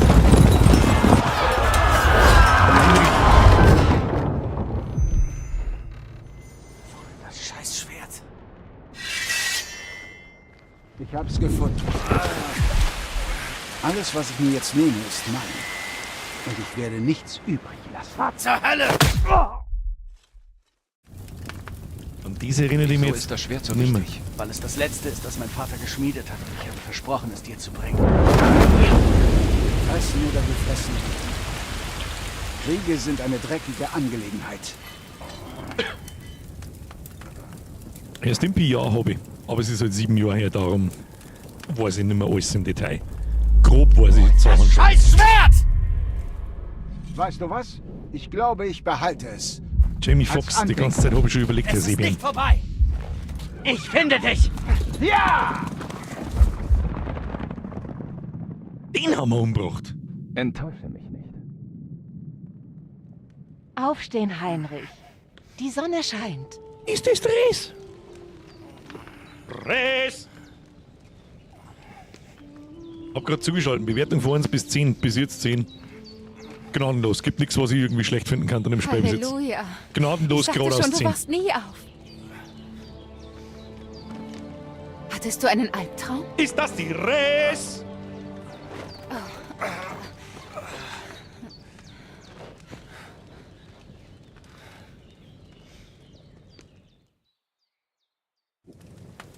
Ja. Oh, schlimme Träume. Du musst Pavlena sein, oder? Genau. Das ist die Miezi. Ich bin abends angekommen, als ihr geschlafen habt. Mutter hat mir gesagt, was mit euch passiert ist. Ich habe Mutter geholfen, sich um deinen Freund zu kümmern, diesem Ritter. Hans, er lebt. Wie geht es ihm? Bloß keine Sorge, er ist noch lebendig. Vielleicht sogar zu lebendig. Mutter weiß, was sie tut, das kannst du mir glauben. Ich wette, sie könnte Tote zum Leben erwecken. Aber der Sie Mann hat sagt, gesagt, sie du bist hätte nur dir viel die besser. stärksten Heilmittel gegeben, die sie kennt, und sie scheinen gewirkt zu haben. Bei dem anderen Kerl auf jeden Fall. Seit er heute Morgen zu sich kam, hat er nicht aufgehört zu reden. Ja, das klingt nach ihm. Und was ist mit dir? Wie fühlst du dich? Besser als gestern. Auf jeden Fall besser als gestern. Danke. Das ist gut. Mutter wird sich freuen. Aber ich konnte dich im Schlaf schreien hören und wollte nach dir sehen. Schlechte Träume? Ich habe von Istvan Tos geträumt. Einem boshaften, mordenden Hurensohn, der mir mein Schwert und damit das letzte Erinnerungsstück an meinen Vater gestohlen hat. Und ich habe geschworen, mir das Schwert zurückzuholen und meine Eltern zu rächen. Oh, dieser Schwur muss dir sehr wichtig sein, wenn er dich sogar im Schlaf quält. Träume sollte man ernst nehmen. Sie können von großer Bedeutung sein, auch wenn sie schwer zu verstehen sind. Was scheint dir der wichtigste Teil deines Traums gewesen zu sein? Istvan, das Schwert meines Vaters, mein Vater, meine wunderschöne Maid. Lügen. Es war nur ein Traum, er hat keine Bedeutung. Da die sagen, my Baba. Baba blät. Vater, ganz klar. Hoffentlich finden seine und Mutters Seele Frieden. Von einem toten Elternteil zu träumen ist verwirrend. Vielleicht klammerst du dich zu sehr an die Vergangenheit und solltest neue Wege gehen. Aber ich denke, es ist gut, dass er dir wichtiger ist als dieser Mörder. Die Frage, die der Andi stellt, meinst du, haben sie früher schon wirklich das Wort Hurensohn kennt? Da bin ich mir ziemlich sicher, ja. AKA Dirnenspross. Danke, ich denke drüber nach. Für Ammenmärchen habe ich nichts mehr. Ich denke, danke, ich denke drüber nach. Ja, sagen wir mal nett zu ihr noch. Kurz noch mal einen Topfwasser oder so. Danke, Pavlena. Pavlena, blöd. So habe ich das noch Kurva. nie gesehen. Ich muss über einiges nachdenken. Gern geschehen. Aber vergiss nicht, es ist nur meine Interpretation. Nur du selbst kannst dich wirklich verstehen. Du hast wohl recht. Letzten Endes wird die ganze harte Arbeit also an mir hängen bleiben. Aber das ist alles zu viel auf einmal. Was ich jetzt am meisten brauche, ist ein bisschen Sonne und frische Luft. Ja, das ist für viele Beschwerden die beste Medizin. Und ein voller Magen tut sein Übriges. Frühstück steht auf dem Tisch. Und ich habe noch etwas für dich. Komm mit und wir müssen Mutter aus den Fängen des Herrn befreien. Spezialisierungspunkte. Wenn du Heinrichs Stufe verbessert, erhältst du Spezialisierungspunkte. Benutze sie für weitere seine Fähigkeiten, Verbesserungen freizuschalten. Die Spezialisierungsliste öffnest du, indem du P drückst. P wie Brot. Hauptstufe. Buffs. Ausdauer. Kacke. Kann ich jetzt da irgendwas Bestimmtes leveln, oder was? Eins von den 3. Ja, an das erinnert ich mich auch noch. Es hat dann so Unterdinger gegeben. Ja. Da mal raus. Schlafen und speichern. Achtung. 22:36 Uhr, das ist jetzt. Jetzt haben wir es durch. Ich habe schon gelesen, wir sollten noch 10 Minuten, Viertelstunde spielen für einen Cliffhanger. Ich kenne eine N-Wort-Tricks schon. So nicht. Ansonsten haben wir einen Cliffhanger am Freitag und er wird sofort beantwortet. Meine Damen und Herren, grandioses Spiel. Vorher gerade jemand da drin gefragt, wie viel 1 bis 10. Gut, wir haben noch nicht viel gesehen, seien wir uns ehrlich. Aber alles, was ich bis jetzt gesehen habe, es ist so anders wie alles andere. Nicht so hudlert, überhaupt nicht. Ich meine, jetzt ist es noch 10:30. Wir haben noch nicht mehr aus dem Tutorial heraus. Und überhaupt nicht sowieso. Bin ich gespannt. Alles ist vertont, alles ist mit sehr viel Liebe zum Detail gemacht. Hat man jetzt da wieder bei dem Alchemistenkessel gesehen, mit dem Umanandbrauen und so. Auch wenn es vielleicht ein bisschen kompliziert ist, aber scheißegal. Ansonsten ist, glaube ich, wieder wie beim Einser. Wie soll ich sagen, wenn da irgendwas zum Kritisieren ist oder was der größte Schwachpunkt ist, dann ist es wahrscheinlich das Kampfsystem. Was aber deutlich besser ist, wie beim Einser. Ich weiß nur, wie lange ich beim Einser braucht habe, bis ich kapiert habe, was ich da tue. Und es geht da eigentlich relativ schnell. Schaut zwar auch ein bisschen hagelig aus und so, aber wenn du da mal drin bist, das wird schon. Das wird schon. War fesselnd, auch wenn es langsam dahin geht. Das ist übrigens auch ich meine, das ist gar nicht negativ, dass es so langsam dahin geht. Das schaut einmal gar nicht. Alle anderen Spiele scheißen die mit 1000 Marker irgendwo im UI zu und keine Ahnung. Und da ist einfach mal, schau einfach, fuck you mit Minimap, fuck you mit keine Ahnung was. Du hast da vielleicht einen kleinen Kompass und unten der Lebensleisten und das war's dann. Wunderbar, mehr möchte ich gar nicht, um in diese Welt hineingezogen zu werden und darum geht's in diesem Spiel, glaube ich. Darum ist doch nicht so wichtig, dass da immer brachial eins da, ein Ding ist krasser wie das andere, sondern es erzählt einfach wunderschön, langsam eine Geschichte. Reizüberflutung, Herr Crusade, richtig. Dann kannst du ja mal hinhocken und da ist es tatsächlich wert, das hat man an dem See da unten gesehen, wo du einfach mal da so schaust oder beim Blärmipflücker auf die Bank sitzt und schaust dir die Umgebung an, die mit so viel Liebe gemacht ist, wie ich es schon seit sehr langer Zeit nicht mehr gesehen habe. Gut, stimmt nicht. Indiana Jones Umgebung war auch gut gemacht. Sehr gut sogar gemacht. Aber da ist halt doch nochmal was anderes. Das ist ein Open-World-Spiel. Indiana Jones ist das nicht. Ist er beim Zuschauen richtig fesselnd geil. Herr Switchblade, das freut mich sehr. Das freut mich sehr. Ich muss mich natürlich wie immer zusammenreißen wie Sau, dass ich nicht permanent meine Fresse auf habe. Ich hoffe, es war einigermaßen erträglich. Ich habe mich versucht zusammenzureißen, in die Cutscenes einfach mal das Maul zu halten oder nur dann einen kurzen Kommentar abzugeben, wenn alles leise war. Wichtig. Der Tobi schreibt, Birger, jetzt bin ich seit Montag Mitglied und ich muss sagen, es hat sich jetzt schon rentiert. Aber jetzt sag, Herr Tobi, wie lange bist du? Bist du allgemein noch nicht so lange dabei, oder was? Machen wir den Bums schon seit... oh mein Gott, ich muss kurz was nachschauen. Ich muss kurz was nachschauen. Moment.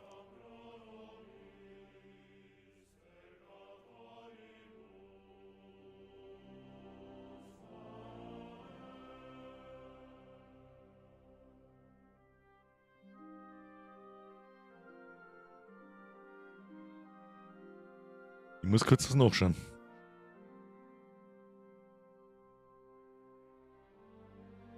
So, Livestreams Resident Evil 2. Wir haben es übersehen, Leute. Leute, wir haben es übersehen! Am 25.01. Irgendwann, wir haben erst im Februar angefangen. Oh mein Gott, am Sonntag vor einer Woche. Ist der Stream 6 Jahre alt geworden.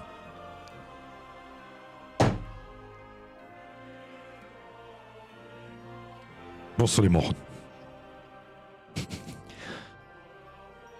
Der erste regelmäßige Stream war am 25.01. und ich war eigentlich fest davon überzeugt, dass das im Februar, Anfang Februar, nämlich am 5. Februar war. Heute. Okay. Nachträglich alles Geburt zum Geburtstag. Mir selber.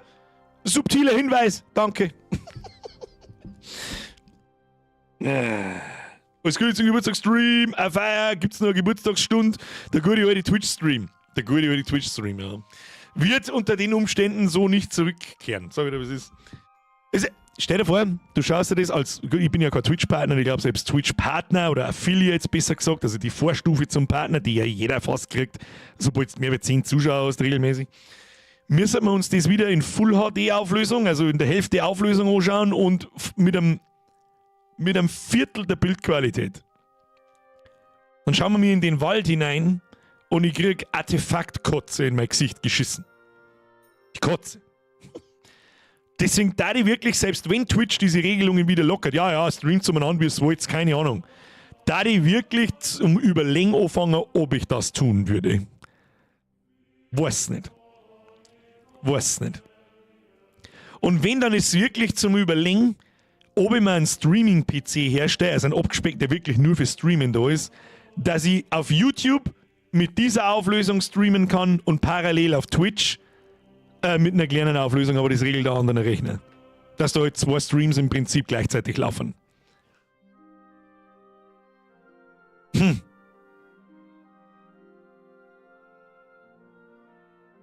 Ansonsten kann ich Twitch am Arsch lecken. Sorry, was ist. Der Adri schreibt, Birger, hast du die Gameplay-Demo von dem neuen Doom schon gesehen? Bin ein bisschen traurig, dass die Glory Kills nicht mehr drin sind wie in die Vorgänger. Ich hab schon was gesehen und da sind schon Glory Kills drin. Aber halt anders. Das haben sie sehr ausführlich erklärt, glaube ich. In Eternal war es halt so rumspringen, dashen und so weiter und in dem Neuen bist du halt mehr tanky im Haufen drin und prügelst sehr viel. Schießt natürlich auch einen Haufen, ist schon klar. Aber da haben natürlich auch Glory Kills und Finisher drin. Um wieder Munition, Lehm und Schädel zu kriegen. Da bin ich mir fast sicher. Der SK01 Leitner Sepp, so, fahr jetzt heim vom Dienst, haut sich ein. Ja, ich hoffe, ich habe Ihnen die Dienstzeit etwas versüßen können. Merci fürs Zuschauen. Kommen Sie gut nach Hause. Ja, aber jetzt ohne richtige Animationen. Ich glaube, ich weiß, was du meinst. Der Vier haben aber die Viecher geragdollt. Und die Glory, das hat schon einen Gameplay-Grund, warum die Glory Kills so nicht mehr drin. Jetzt weiß ich, was du meinst. Müsst ihr mal nochmal anschauen, um da eine fundierte fachmännische Meinung abzugeben, die ich hoffentlich abgeben kann nach 30 Jahren Computerspielen. Ich weiß, was du meinst. Jetzt weiß ich, was du meinst. Hab ich auch gesehen, ja. Finde ich jetzt nicht schlimm. Die Viecher zerreißt es trotzdem. Wenn ich das richtig gesehen habe, kannst du den Viecher sogar einzelne Körperteile und Hautteile oberschießen. Und zwar da, wo es hinschießt, nicht so vorgefertigt, ja, wenn dann fliegt der Arm weg, der fliegt, wenn ich 50 Mal auf einen verschiedenen Arm schieße, fliegt der 50 Mal auf die gleiche Art weg, sondern der fliegt da weg, wo es hinschießt, genauso wie Hautfetzen und so. Und wenn das Viech stirbt, dann ragdollt es halt in der Weggeschichte umeinander. Kann auch geil sein. Der Simon schreibt, wirst das neue Metal Gear zocken, wenn es kommt, und was sagst du zum ersten Trailer von Battlefield? Ich sag das, was ist. Battlefield kann mit Quadratkilometerweise am Arsch lecken. Ich habe nie vergessen, was sie mit Battlefield 2042 gemacht haben. Ich glaube, dass man mit Battlefield richtig krass am Arsch lecken kann. Wer das nochmal vorbestellt, dem ist nicht zu helfen. Selbst oder am ersten Tag kauft, dem ist nicht mehr zu helfen.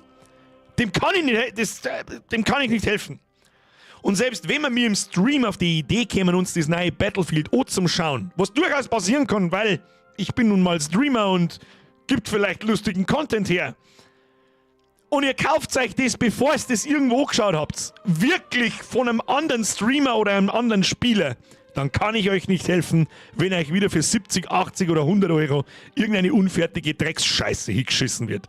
Und geh mal davon aus, es wird Drecksscheiße. Trust me. Selbiges werden wir übrigens mit Assassin's Creed Shadows machen. Ja? Selbstverständlich spielen wir das da im Stream. Selbstverständlich werde ich darauf hoffen, dass wir da 80 Euro Content rauskriegen. Natürlich. Der Adri schreibt, der Toggle-Option für die alten Animationen wäre trotzdem nice gewesen. Na, finde ich nicht. Weil das Gameplay unterbricht. Und das ist wahrscheinlich, während dem Glory Kill bist du unverwundbar. In Doom Eternal. Und das hat schon seinen Grund wahrscheinlich, warum das jetzt nicht mehr so ist. Wenn du nämlich keine Glory Kills mehr machen kannst, dann bist du währenddessen immer verwundbar. Und das ist eine Gameplay-Entscheidung und natürlich ist es irgendwo eine Design-Entscheidung, aber es ist wahrscheinlich dem Gameplay geschuldet, warum es die Glory Kills mit Animationen nicht gibt. Und darum kannst du die ja nicht einfach per Toggle einschalten, weil sonst bist du alle 2 Sekunden unverwundbar, obwohl das Spiel eigentlich nicht drauf ausgelegt ist. Ich hoffe, das ist einigermaßen normal erklärt. Ich bin mir auch ziemlich sicher, dass das der Grund dafür ist. Bernie schreibt, mehrere Leute im Chat haben sich nach dem Ursprung deiner Kopfbedeckung erkundigt. Gibt's bei Amazon Ritterhelm gestrickt, ey. Fertig. So schwer ist es nicht, Leute. So schwer ist es nicht. Und dann kannst 6 Wochen auf einen Chinesen Hut warten. Und ich sage es ist, er kratzt wie Scheiße, er stinkt wie Scheiße und es gibt alles, bloß keine Kaufempfehlung für diesen Helm. Das ist kein Helm. Das ist Chinesenprodukt. Spielst du eigentlich Switch? Und wenn ja, kaufst dir die 2er. Ich habe keine Switch, ich spiele keine Switch und ich kaufe mir nicht die Switch 2. Solange es kein Legend of Zelda gibt, das mich interessiert. Falls die auf die Idee kämen, was ich sowieso nicht verstehe, warum sie nicht auf die Idee kämen, Ocarina of Time zu remaken. Wohlgemerkt Remake, nicht remastern. Haben wir schon. 5-mal. Brauchen wir nicht. Ein Remake. Ein zeitgemäßes Remake hätte eigentlich schon hergehört zum 25-jährigen Jubiläum. Letztes Jahr. Oder letztes Jahr? Oder vorletztes Jahr? Ist ja wurscht. Hat man übersehen, dann da ich hergehe und da mal nicht kaufen. Aber ansonsten interessieren mich Nintendo-Spiele null. Das ist kurzweilige Unterhaltung und die Super Mario-Spiele haben sicherlich alle geil. Haben wir noch, was mich auf einer Switch interessieren wird? Eigentlich nichts. Eigentlich nichts. Kein Mario Kart ist bloß zum Controller ins Eckentry werfen und es interessiert mich auch nicht wirklich. Was sind denn so die beliebtesten Spiele auf der Switch? Zelda, nicht Battle Brothers, Smash Brothers. Die Mario-Spiele haben alle brutal gut bemerkt, die haben gut, ja, das glaube ich schon. Was haben wir noch? Metroid. Pokémon, da habe ich allerdings auch nicht recht viel Positives gehört, auch von den letzten Teilen. Witcher 3? Also, Nintendo ist mit Sicherheit für vieles bekannt, oder die Switch, aber nicht für den Witcher 3. Ich habe schon gelesen, dass dort Ausfälle gegeben haben soll. Super Mario Odyssey ist sicher gut. Ja, das steht überhaupt nicht in Frage. Es ist mir aber nicht wert, dass ich mir eine Konsole dafür kaufe. Was soll ich anders sagen? Apropos 80 Euro, wann gibt es denn 80 Euro Emote für YouTube-Mitglieder? Gute Frage. Jetzt habe ich es jetzt verstanden. Du meinst, dass irgendein Alert kommt, wenn jemand 80 Euro spendet. Ich glaube, das ist hinfällig. Aber 80 € Emote für Ding. Markiert es mir mal im Discord und schreibt das dazu. YouTube, Mitglieder-Emote, 80 €. Der Witcher 3 auf der Switch spielt, dem ist eh nicht mehr zum Helfen. Das ist wieder das nächste Ersehen, absolut richtig. Das ist dasselbe wie die Leute, die Battlefield, ja? Dummheitspegel. Geistig schwer umnachtete Full-Retardness-Pegel. Leute, die immer noch, auch beim nächsten Mal Battlefield vorbestellen, Pegel hier. Leute, den Witcher auf der Switch spielen.